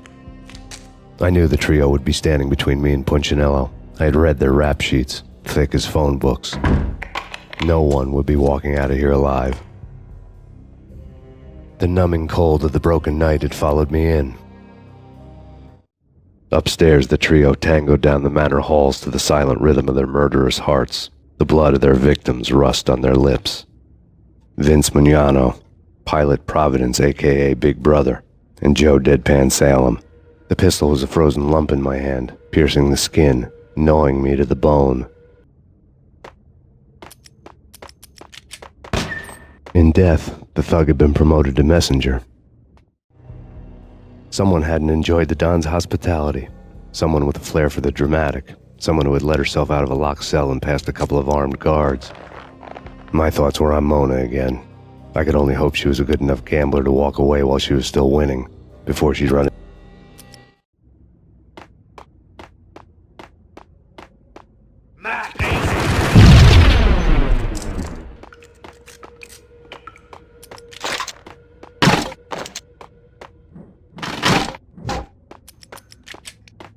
There he is!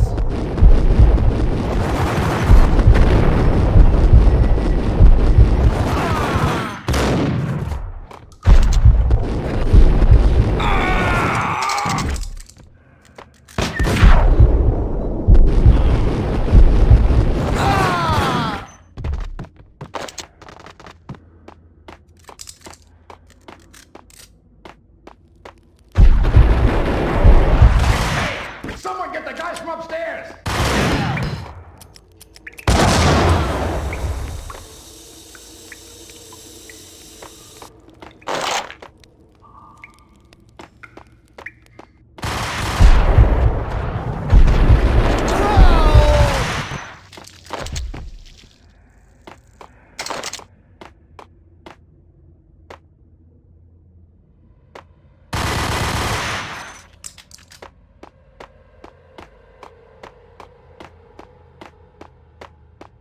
Pilot, he's here! It didn't take me long to run into the trio.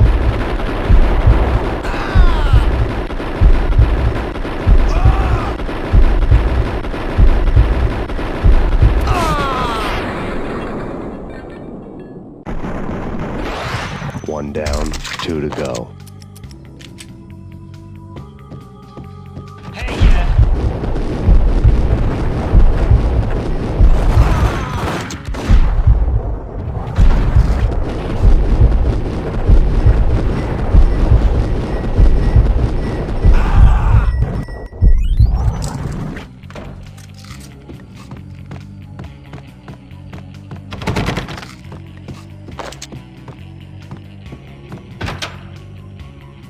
My fortune had been told.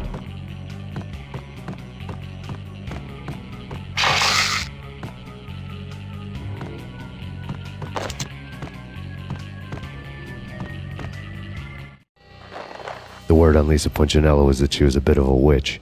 The tarot cards on the kitchen table fit the picture. They weren't my kind of cards, but I was willing to take a crack at the hand Mrs. Punchinello had dealt. The first card was the tower. Maybe that was supposed to be the manor. It got easy after that. The devil was the master of the house, and death was me, coming for him.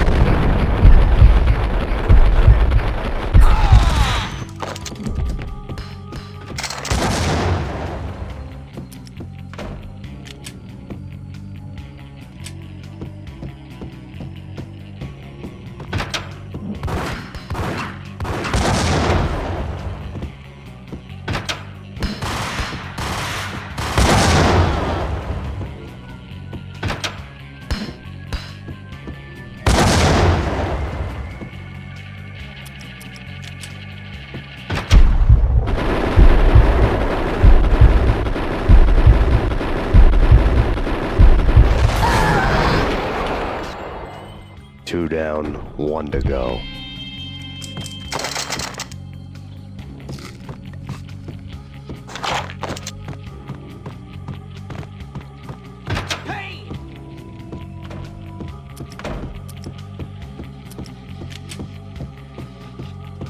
Don't stop at him! This will stop anything. Take cover.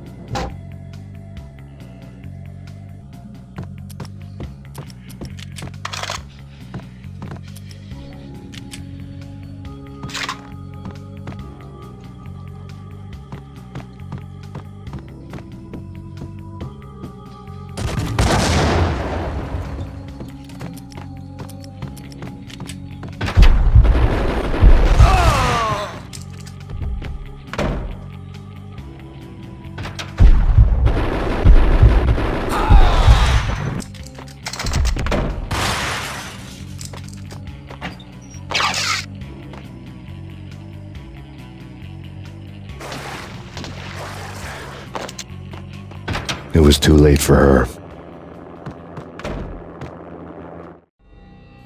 You're a real angel, Max. I couldn't tell whether it was Mona or her sister. The body was a mess. The sick bastard had really gotten a kick out of it. Seeing her lying there got me thinking about another woman's body on another bed. Got me thinking about a fallen cradle.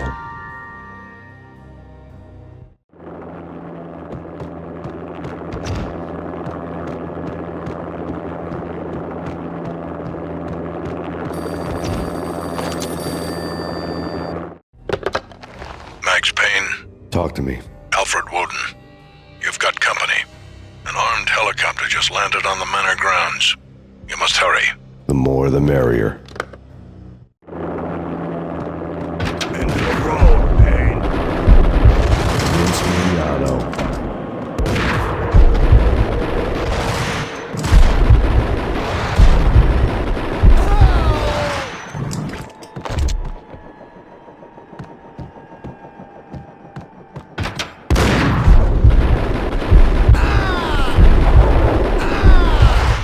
Punchinello's trio was done for.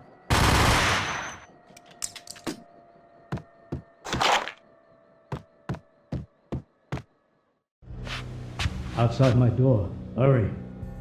He's coming for me. You gotta hurry. Please. I could hear Punchinello on the phone begging for help. He should have been saying his goodbyes. Punchinello was a pushover. The moment I stepped into the room, he folded like a deuce before a royal flush. No, wait. I was just doing what I was told. I couldn't refuse.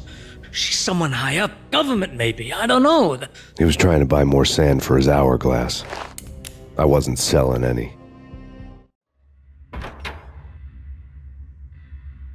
No, I told him nothing.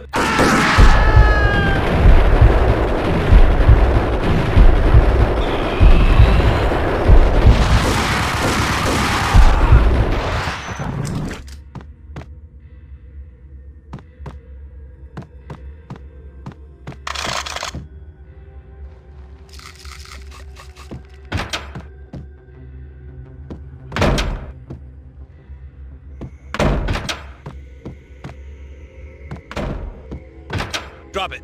Don't move. Game over, Max Payne. I could tell when I was outgunned. It was time to take another beating. The mystery witch was a real barracuda. Trouble on dagger heels, a smoking assault rifle in her hand, and an army of killer suits behind her. How sweet. I get to kill 2 birds with 1 stone. Sooner or later, it was going to catch up with you.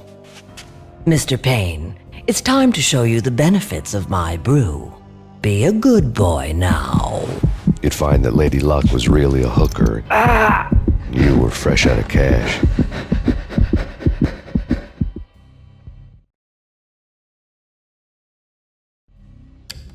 Gentlemen, we're done here. Take me to Cold Steel. She had just given me an OD of Valkyr. I could feel green fire eating my brains. They turned to steam. They did a fade on me. I'd never had a chance.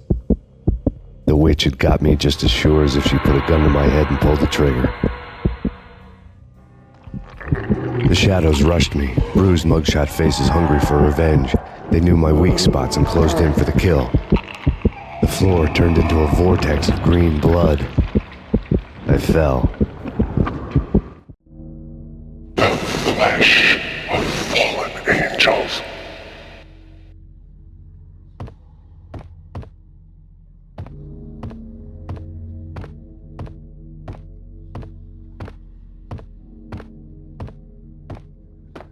Who's there? Max? Max, is that you?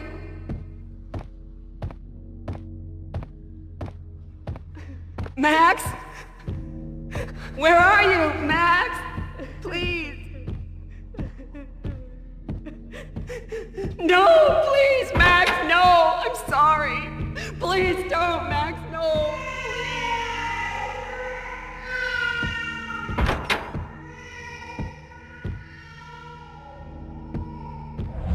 Max?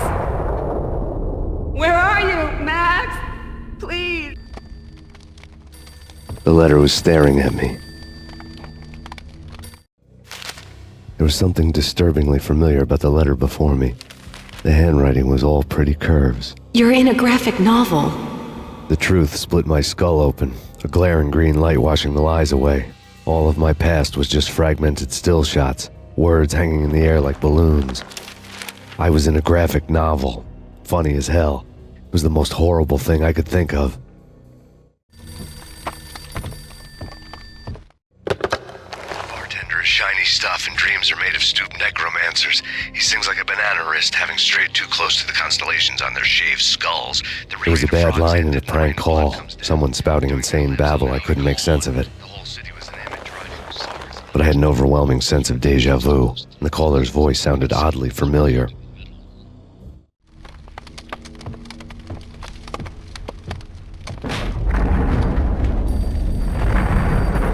The weird piece of paper looked dangerous.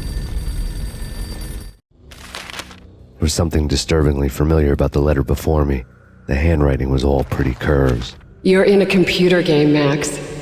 The truth was a burning green crack through my brain, weapon statistics hanging in the air, glimpsed out of the corner of my eye, endless repetition of the act of shooting, time slowing down to show off my moves, the paranoid feel of someone controlling my every step. I was in a computer game. Funny as hell, it was the most horrible thing I could think of. Don't lose it. It's Valkyr. The drug. Snap out of it. Try to remember. It was a bad line in a prank call. Someone spouting insane babble. I couldn't make sense of it. But I had an overwhelming sense of deja vu, and the caller's voice sounded oddly familiar.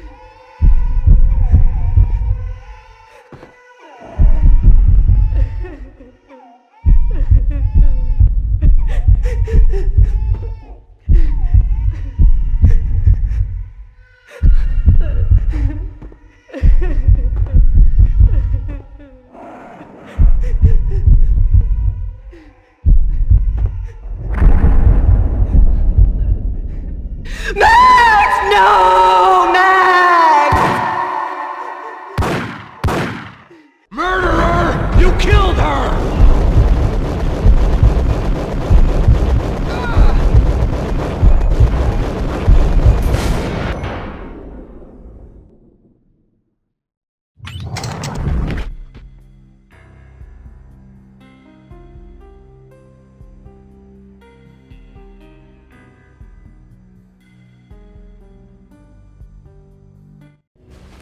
Max, something happened at the office today. A strange memo. Something about Vikings. Honey, I gotta run. You can tell me all about it this evening. Have a nice day, darling. The bullet holes were rubies on her chest, blood glowing on her ivory skin. She was so beautiful. The killer was smiling. The flesh of fallen angels.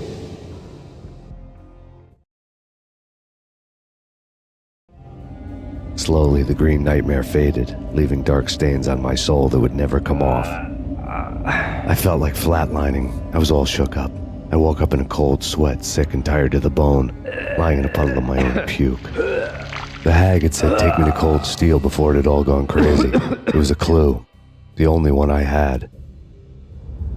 It took me forever to crawl back to my feet and hit the road, but when I did, I drove straight to Cold Steel Foundry outside the city. There was a whole lot of action around the place for a freezing winter night. Trucks coming and going, men running. I had the drop on the mystery witch. She thought I was dead. I was on her blind side. I was going in. The bad trip had put me in a crazy mood, adrenaline pumping through my aching veins. Staggering on the mill roof in ice and snow and wild wind, I was a ninja. My kung fu was strong. I wasn't kidding anybody. At best, I was Superman on kryptonite about to fall through a skylight, down to where it was all going down. A half-abandoned industrial area in the middle of nowhere. The factory was a perfect front for any number of illegal activities.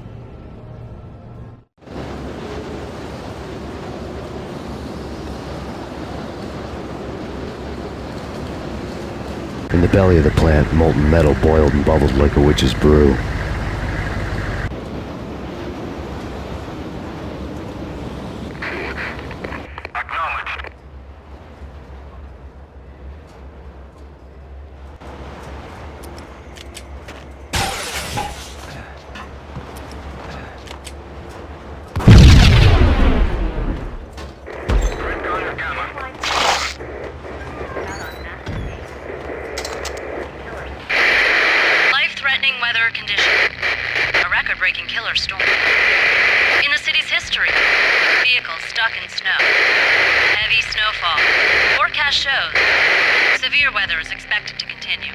Out in the night, snow fell like confetti over the Devil's Parade.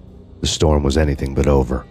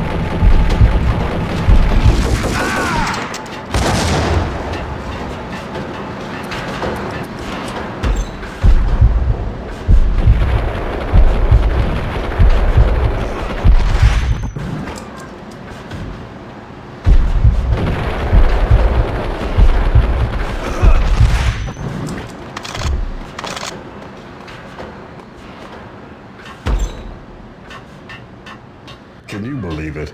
I bet they sleep with their rifles. I bet they've given them names. I guess. So, you don't have a name for your gun? Hello? Hell no. You do? Well, yeah, kind of. Hey, let's hear it. Well, I call it Dick Justice. I rest my case. Moving to the danger area.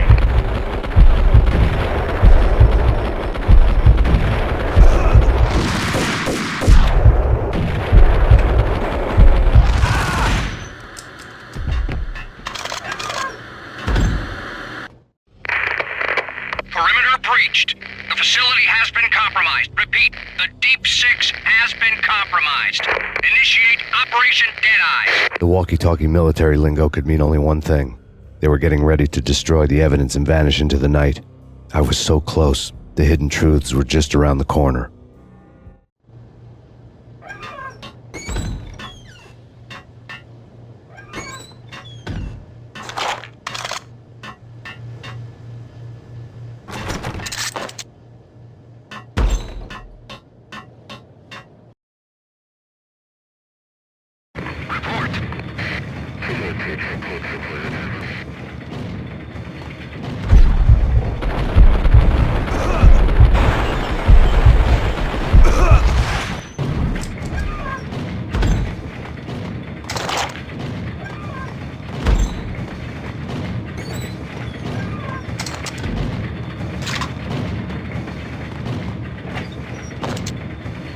The folder on the table told a grim tale.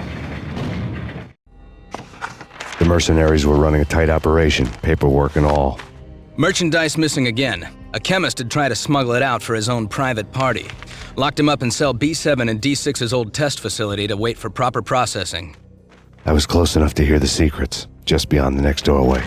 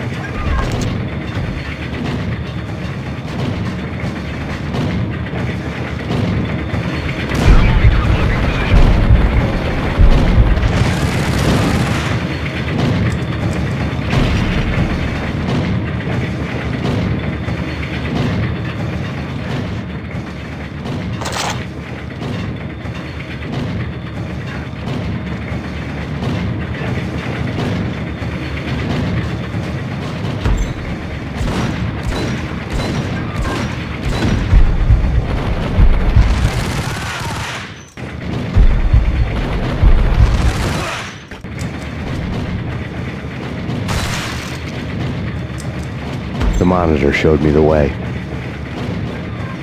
Processing diagrams filled the control room screens, all but one. An elevator titled D6 on one of the screens, somewhere onwards, past rows of ovens, in the core of the plant.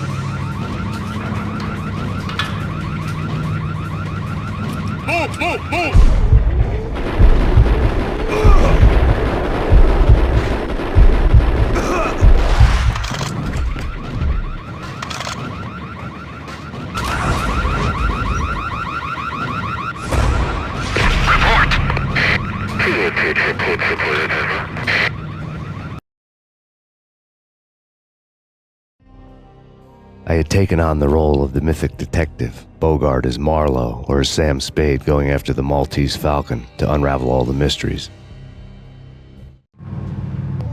Following a path of clues to that final revelation, even if it would take me down to the cold, cavernous depths of a grave.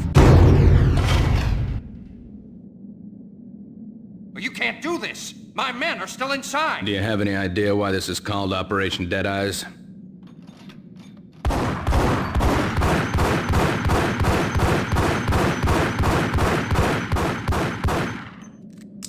I think he's dead already.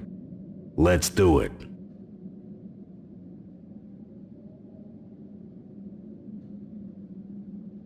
Attention all personnel. The self-destruction sequence has been initiated. Evacuate the complex We've got immediately. company. Repeat. The self-destruction sequence has been initiated. Proceed to the nearest exit immediately.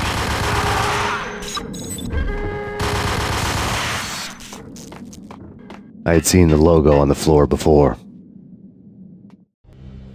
There was an old army bunker under the steel mill. I knew the military plaque on the floor. I had seen 1,000 variations of the insignia on crumbling brick walls everywhere in the city. The sword replaced by a syringe. Project Valhalla, V for Valkyr, V for Valhalla. All of a sudden it read like a crackpot conspiracy theory.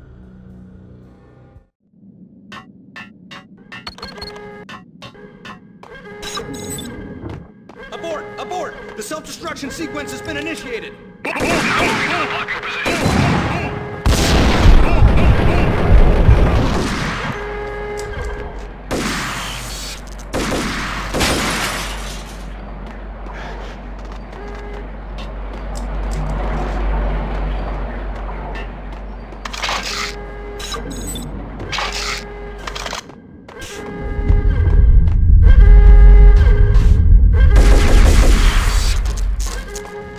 Attention all personnel. The self-destruction sequence has been initiated. Proceed to the nearest exit immediately. Like everything else in the Valkyr case, the door code was a mystery to me.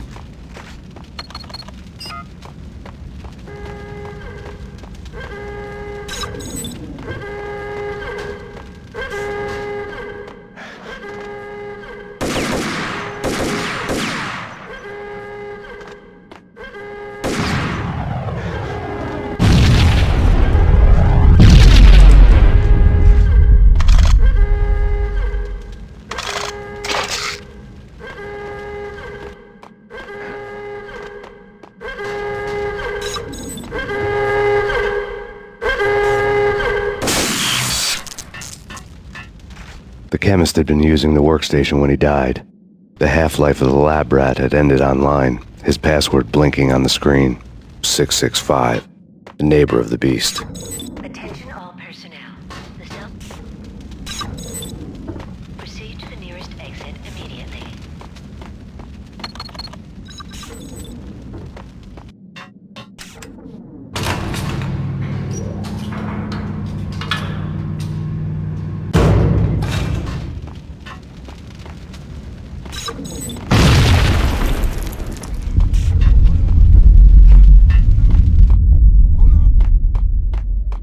Hey! In here! Hey! Get me out of here! I'm in... Thanks. I thought I was gonna die in there for sure. I need you to get me through the decontamination chamber airlock. You're crazy! No way! The place is blowing up, for Christ's sakes! Either that or back to the cell. Your choice. Okay, okay, I'll do it. I'll do it.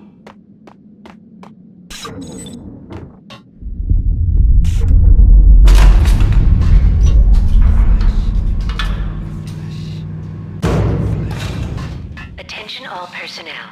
The self-destruction sequence has been initiated. Proceed to the nearest exit immediately. We're dead! We're dead!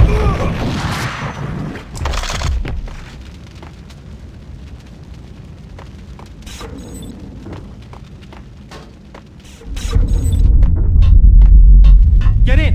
I'll punch you through! After this, you can go. You're a free man. Decontamination in You did a bad progress. thing. Bad. Decontamination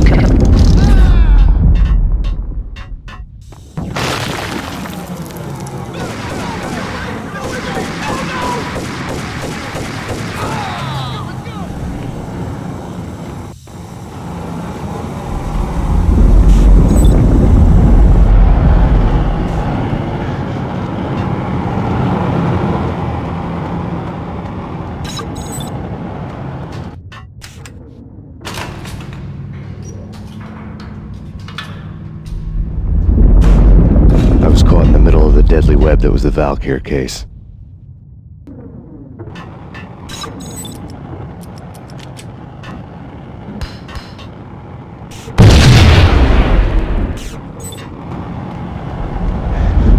One of the lab terminals had the project logo on the screen. Top. The dagger-heeled woman had come and gone a long time ago. There was nothing more for me here. The bunker's name was acting as a self-fulfilling prophecy.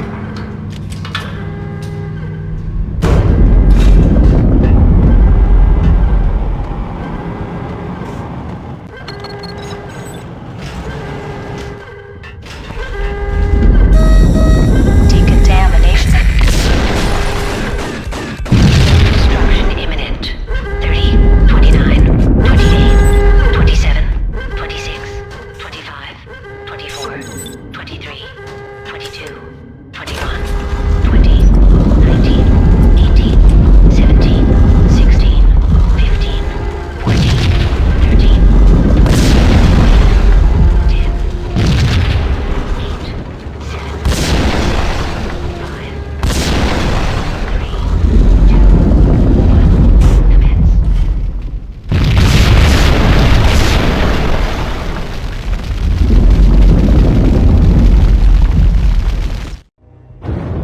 Piece together a jigsaw, and the final picture is you finishing that same puzzle. A mad, green-eyed killer standing behind you. An urban legend come true. The Project Valhalla test subjects had been the mad junkies who had murdered my loved ones. The rest was simple body count math. It all pointed to her. Ms. Valkyr. The factory went up in a fiery inferno behind me. All my leads were dead, turned to smoke and dust. I had lost my way. I hadn't slept in a million years.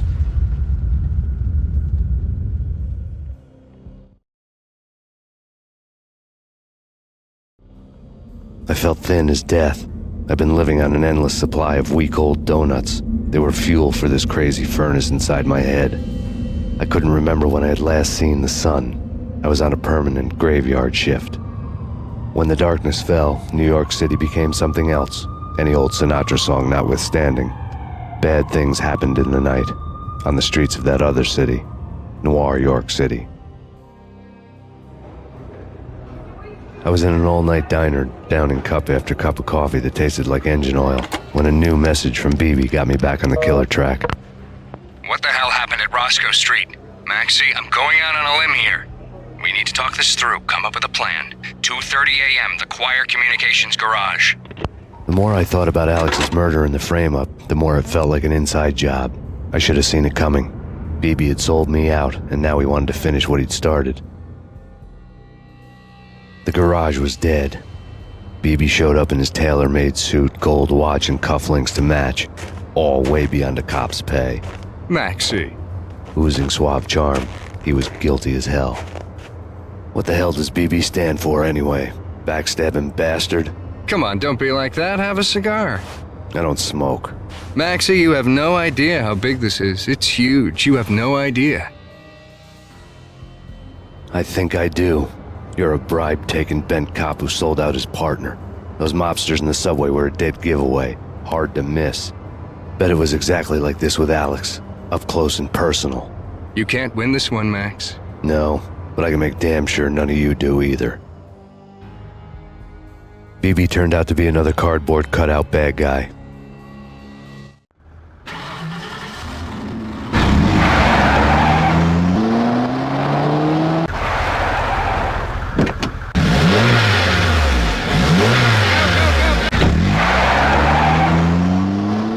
A bad cop on the take, a cowardly right-hand man fleeing from the scene, leaving his paid thugs to do his dirty work.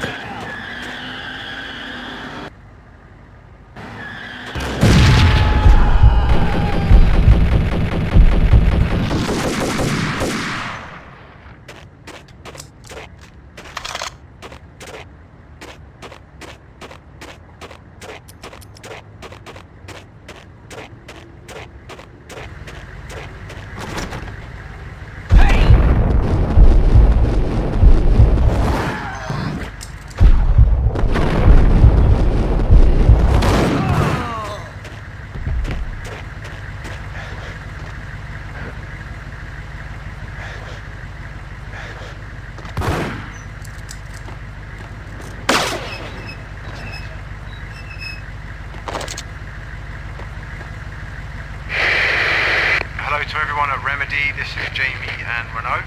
Hello. Hey, how you doing?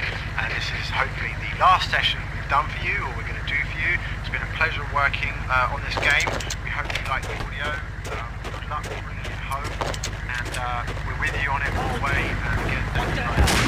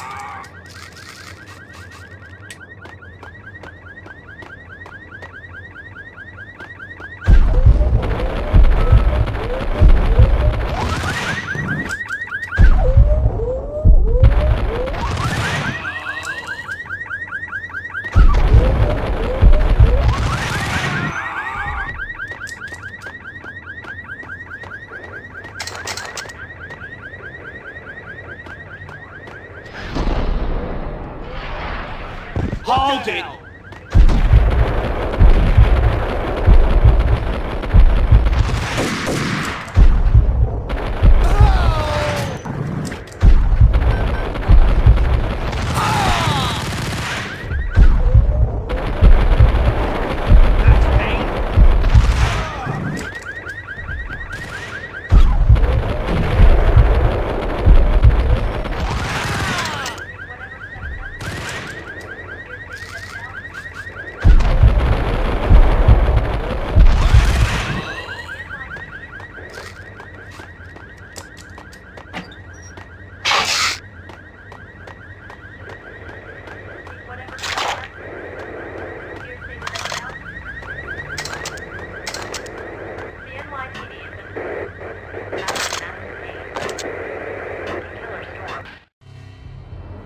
Reports of a fire at the Punchinello Manor in Westchester. The manor is the home of Angelo Punchinello, the alleged head of the Punchinello crime family. The police are now saying, contrary to their earlier statements, that Max Payne is still alive and at large. He continues his vendetta against the Mafia, of which this last act of arson is attributed to. I had no recollection of setting any fires, but I did remember the flames.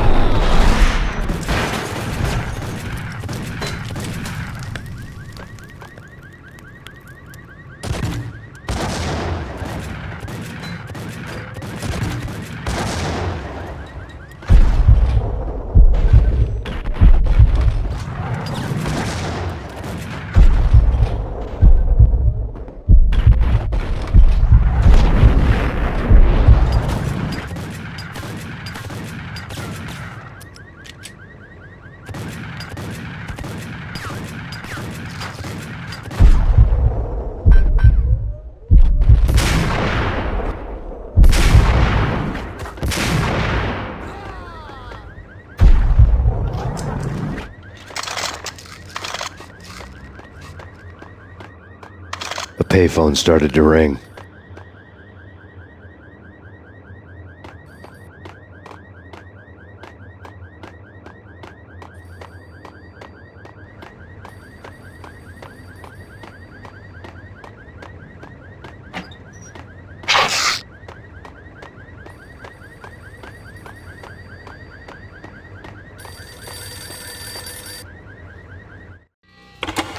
Yeah. Max Payne? Whatever does it for you. This is Alfred Wooden. I can give you the name of your enemy.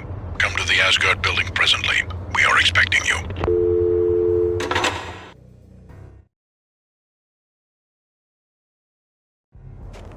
Woden was waiting for me on the steps of the old building. Mr. Payne, let's go inside. The others are anxious to begin. The others? Despite the general misconception, this building actually predates the City Hall by 2 years, thus being the oldest municipal building still in use here at the foot of the Brooklyn Bridge. No kidding. The old man played tour guide as he led me through a dark, domed hall. The answers I was after loomed large ahead. Mr. Payne, I would like to introduce you to my colleagues in what we call the Inner Circle. You've been watching too much X-Files. You have seen the files on Project Valhalla. We can fill the gaps, provide you with the information missing from those files. We were all involved in the early stages of the project during the Gulf War. What's the catch? We would very much like to blow this thing wide open, but our hands are tied. Her name is Nicole Horn. She was the key figure in Project Valhalla. When the funding was discontinued, she simply refused to quit. She knew exactly what she had in her hands. Nicole Horn is the president of Acer Corporation. She has more than half the city in her pocket. This must be kept under wraps. If you try to go public with this, we will deny any knowledge. We need you to take her out. Afterwards, we can protect you. Make all the charges go away. That was the cue for the killer suits to kick in the doors and swarm inside.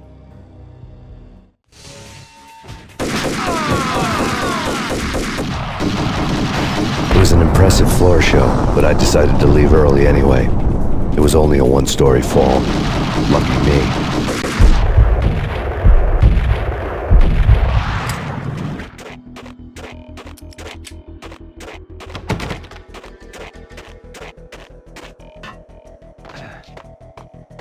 Acknowledged. Target escaped. Confirm location, the inner courtyard. Search and destroy.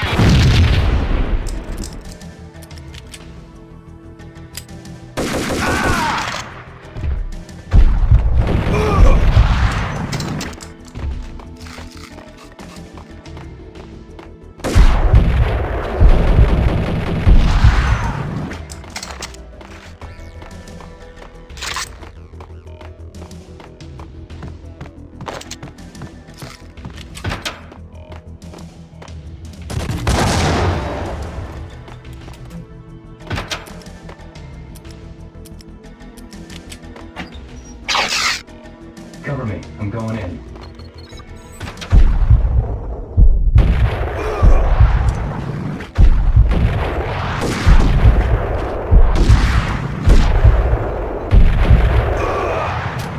One of the monitors showed what was left of the inner circle. On screen, the so-called corpse of Alfred Woden stood up, miraculously waking from his dirt nap, looking smug among his dead pals. In the land of the blind, the one-eyed man is king. I didn't know how he'd pulled it off, but it was a pretty slick way to get out of all his promises. Most of what he had said fit too well to be a load of crap.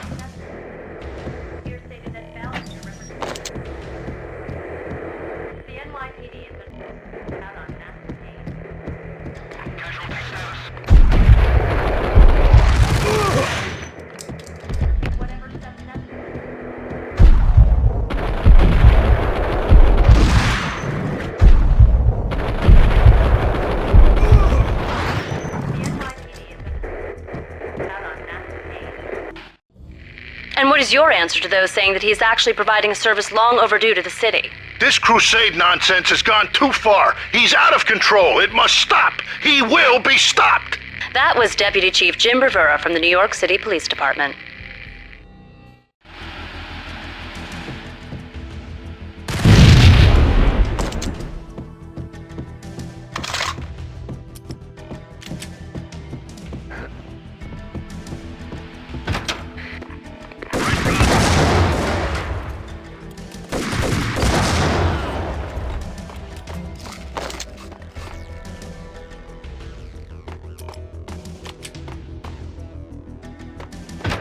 A videotape lay on the desk. Nicole Horn had blackmailed the inner circle into silence. The tape came with a curt extortion note on a piece of expensive paper. I remembered Candy Dawn taping her clients in action on the side, selling the tapes to the highest bidder. I was sure that kinky sex was nowhere near Alfred Woden's worst sin, but I had a feeling that when this was over, any collateral would come in handy.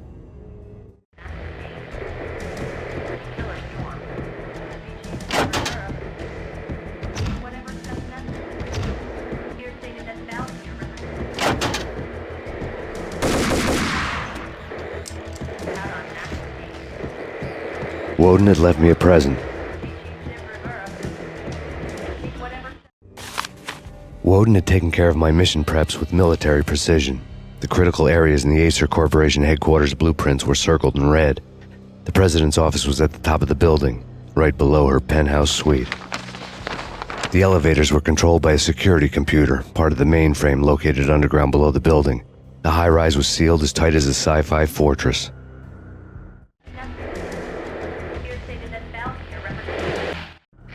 Nothing seems to stop Acer Corporation's phenomenal victory march. Incredibly, the stocks are still rocketing. Worried experts already see a danger in the company's success. Some have gone as far as to say that Acer Corporation is about to become an even bigger monopoly than Microsoft ever was.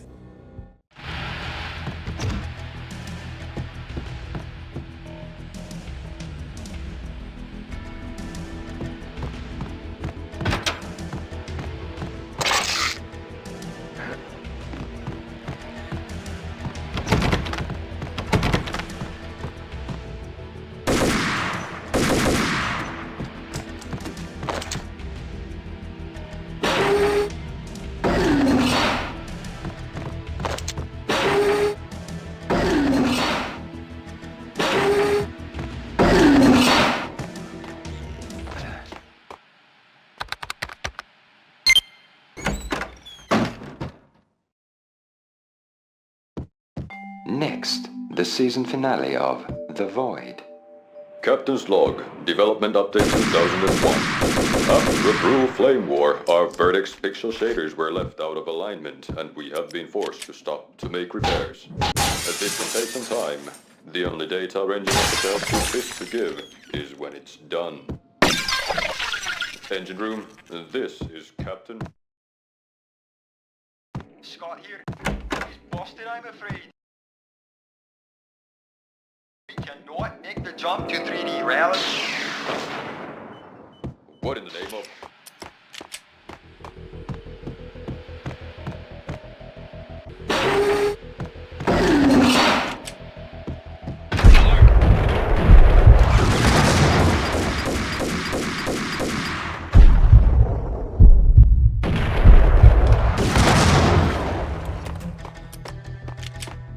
Move!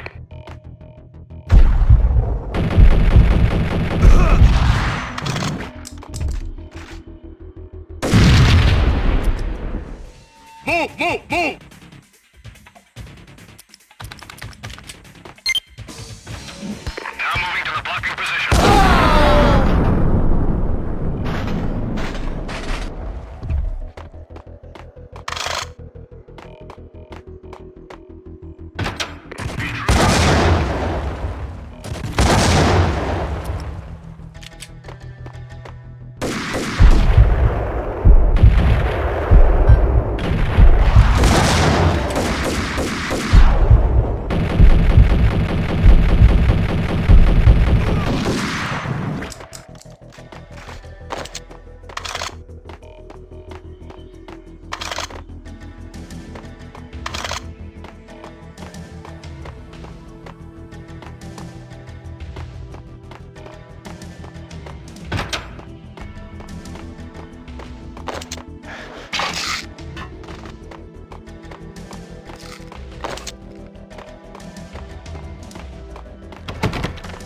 The best movie ending ever?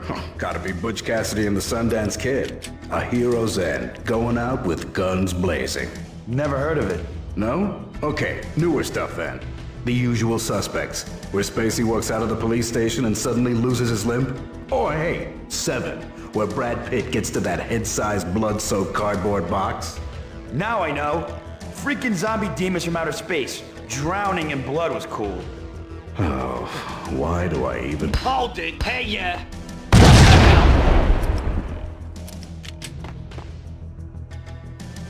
What the... Dang!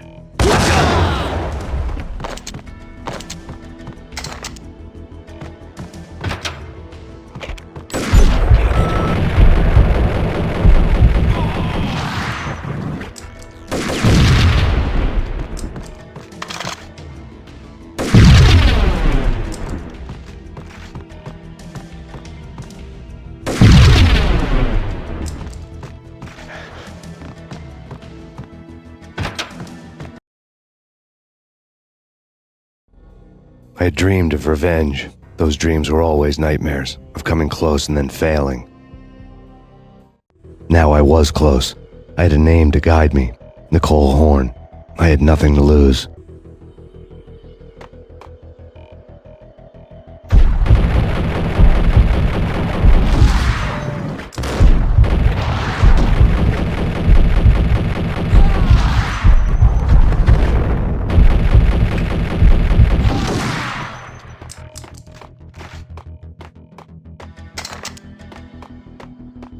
The Inner Circle had quite a track record. Project Valhalla had not been the only thing the Inner Circle had been involved in. There were rows of cabinets full of files. The Serpentine Secret Society went back a long way, always pulling strings from the shadows. I couldn't say I was sorry. Woden's move in some Byzantine power game had cut the Circle's membership roster to 1. The old man wanted me on cleanup duty. It was my mess too.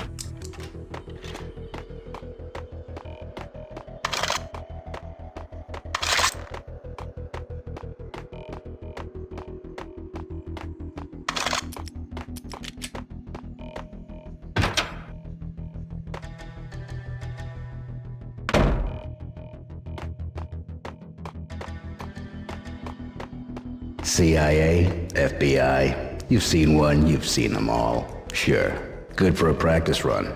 But this, working for her, oh, this is the real thing. The money's astronomical. And best of all, you get to kill any scumbag who gets in your way. License to kill. Like James Bond. Found him.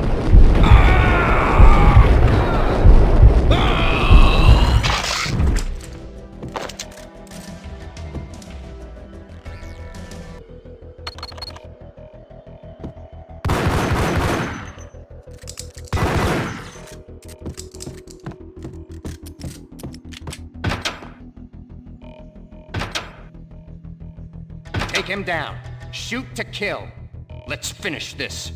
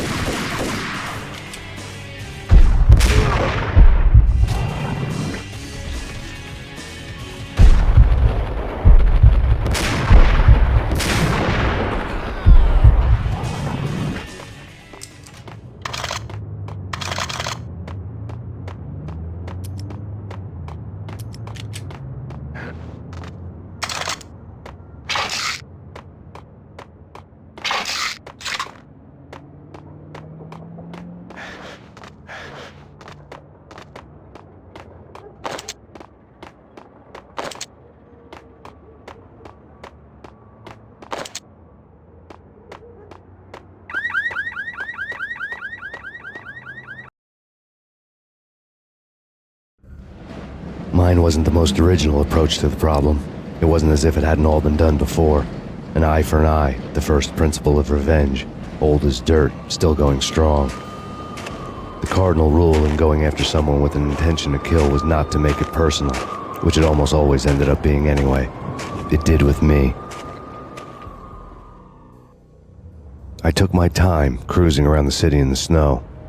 There was no hurry. I knew what I had to do now. I took my time, thinking about it, building up the rage. When I was ready, I parked the stolen wheels at the front entrance of the Acer Corporation headquarters. Got out, got in, got cracking. I had a bullet with Nicole Horn's name on it. I had 10,000 bullets with the hag's name on them.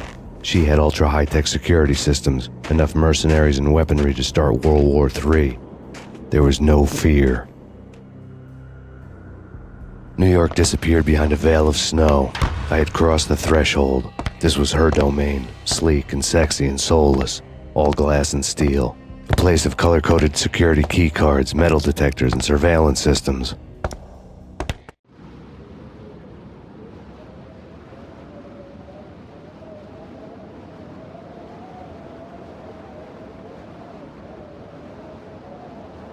Colder than a walk-in fridge. Cold as a gun.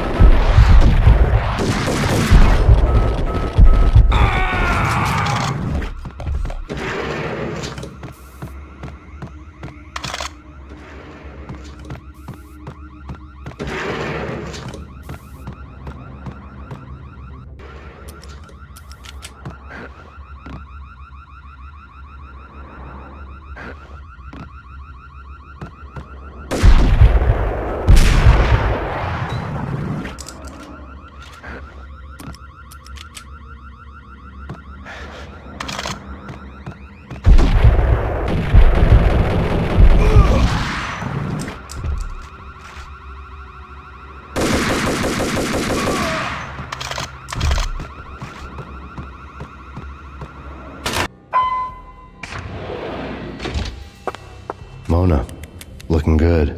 Max, we gotta stop meeting like this. It will be a cold day in hell before I let a narc cop stop me. Miss Sachs, do your job. Relax, Max. You're a nice guy. I don't kill nice guys. You're not bad yourself. It was different when Horn wanted Punchinello dead, to cut her ties to the Mafia. He deserved to die. The same goes with her. She's the bad guy here. Her sister was whispering to her in my favor. I knew the appetites of ghosts intimately. They hungered for revenge. No! A gunshot boomed and she fell down in slow motion. She was a nice girl, not really a stone-cold killer. And now she was stone-cold dead. Like religious fanatics or loyal samurai, Horn's private army was coming at me. Max Payne located. I have him.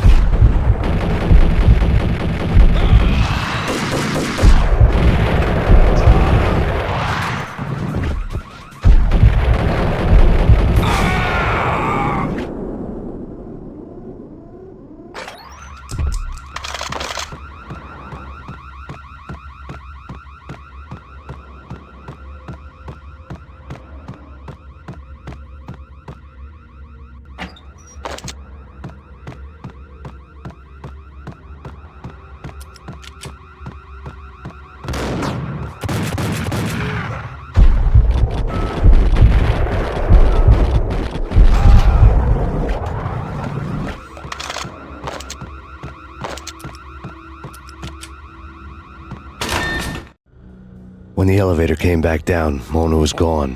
There was a lot of blood, but no body. Something clicked for the final time. My mind had never been so clear, as if somewhere high above the storm clouds were already gone, cold stars blazing from the black skies.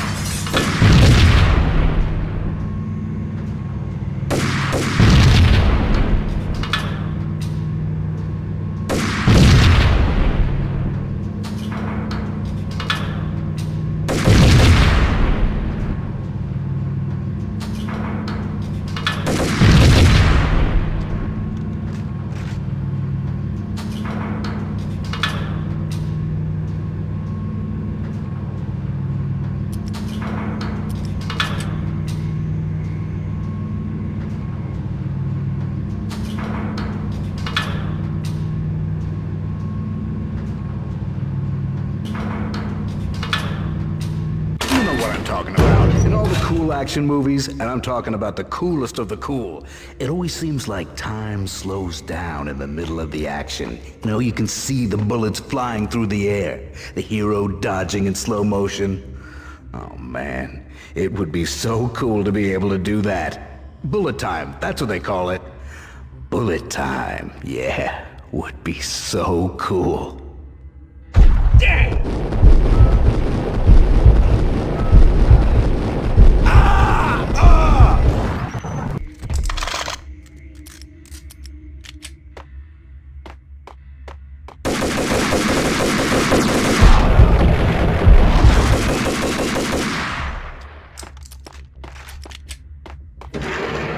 What the hell?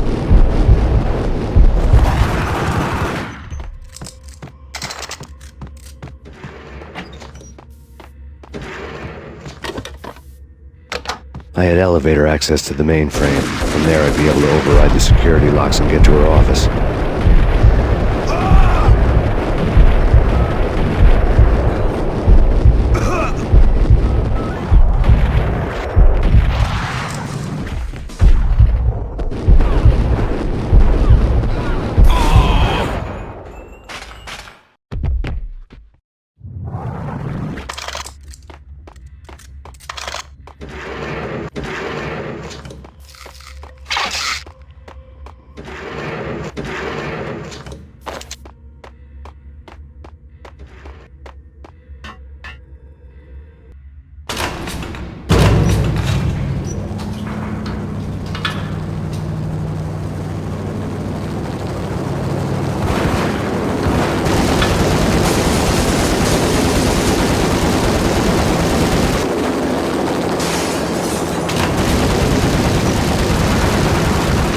Chopper was Horn's pet guardian, inhuman and flawless. It was stalking me. I'm not a cold-blooded killer. I'm a nice guy. I love my wife. I have 2 boys I'm very proud of. We just have to make the ends meet. And if that means I have to shoot someone now and then, hey, it's just my job from 9 to 5. Well, not quite from 9 to 5. But I hear you. Hey! Kill the bastard! Kill the bastard!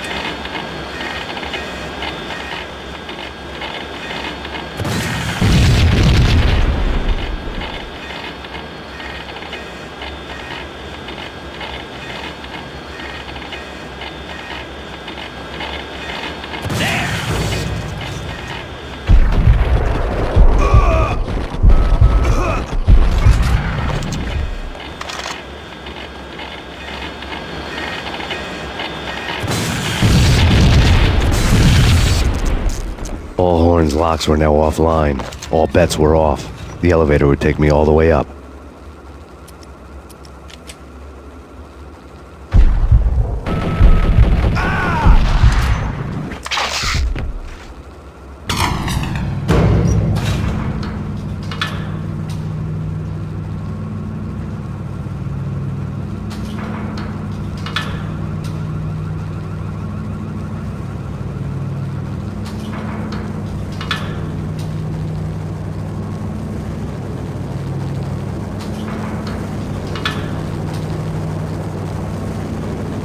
Seen from this height, the night seemed to stretch on to eternity. A hint of desperation had crept into the snowstorm, as if it was trying to get it all out before the end.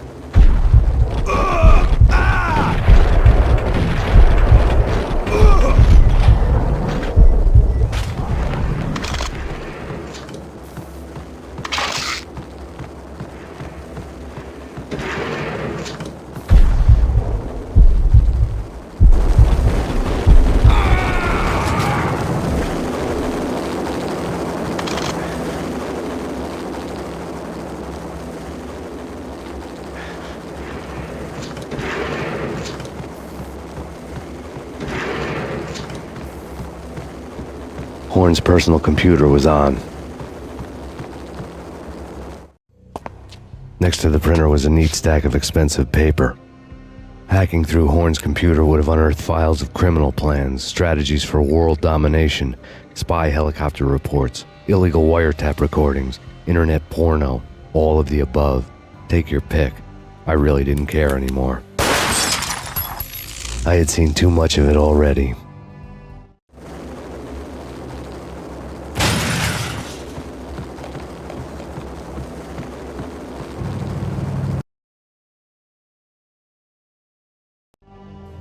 Valkyr had been meant to be a white-winged maiden that would lift you to a warrior's heaven, but it turned out to be a one-way demon ride to hell. The devil was in the drug. I knew. I had met him.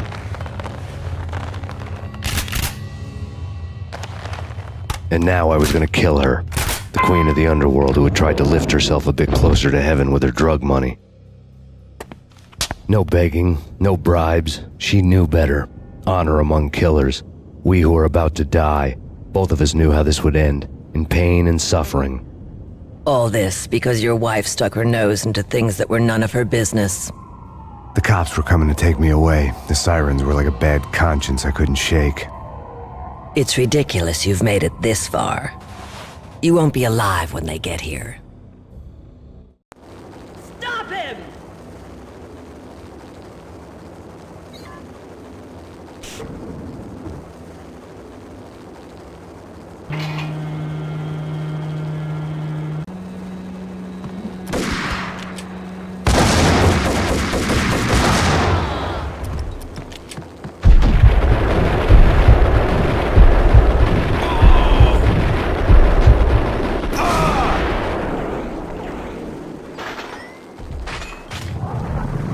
The elevator lobby. Get us back up now. Max Payne, this is futile. A waste of time. The deaths of your wife and daughter were necessary. Inevitable. It is done. You cannot bring them back. Nothing you do will make it any better.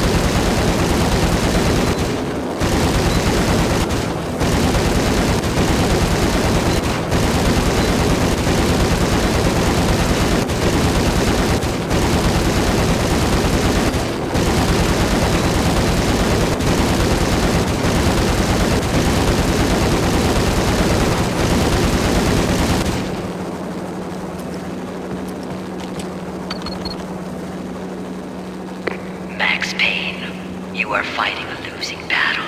You cannot survive this. You will die. Stop fighting. Make it easy for yourself. Accept your fate. You will die here.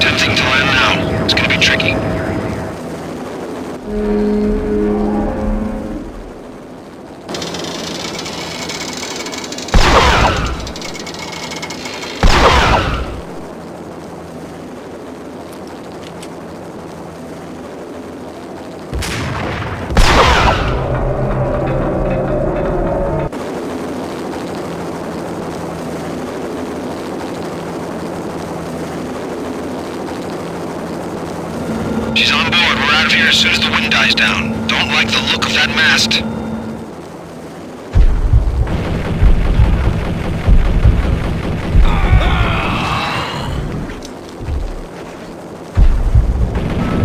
Lift off in 1 minute.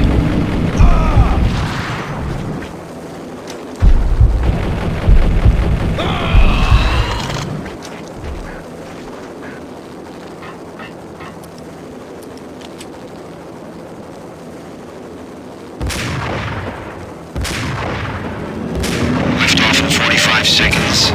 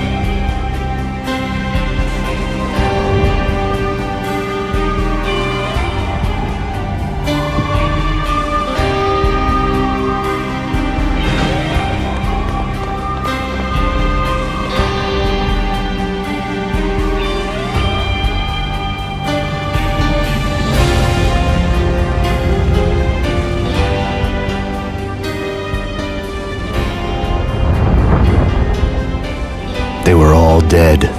The final gunshot was an exclamation mark to everything that had led to this point. I released my finger from the trigger. And then it was all over. The storm seemed to lose its frenzy. The ragged clouds gave way to the stars above. Max Payne, this is Deputy Chief Jim Bravura from the NYPD. We've got the building surrounded. Throw down your weapons and lie down with your hands behind your head. A bit closer to heaven.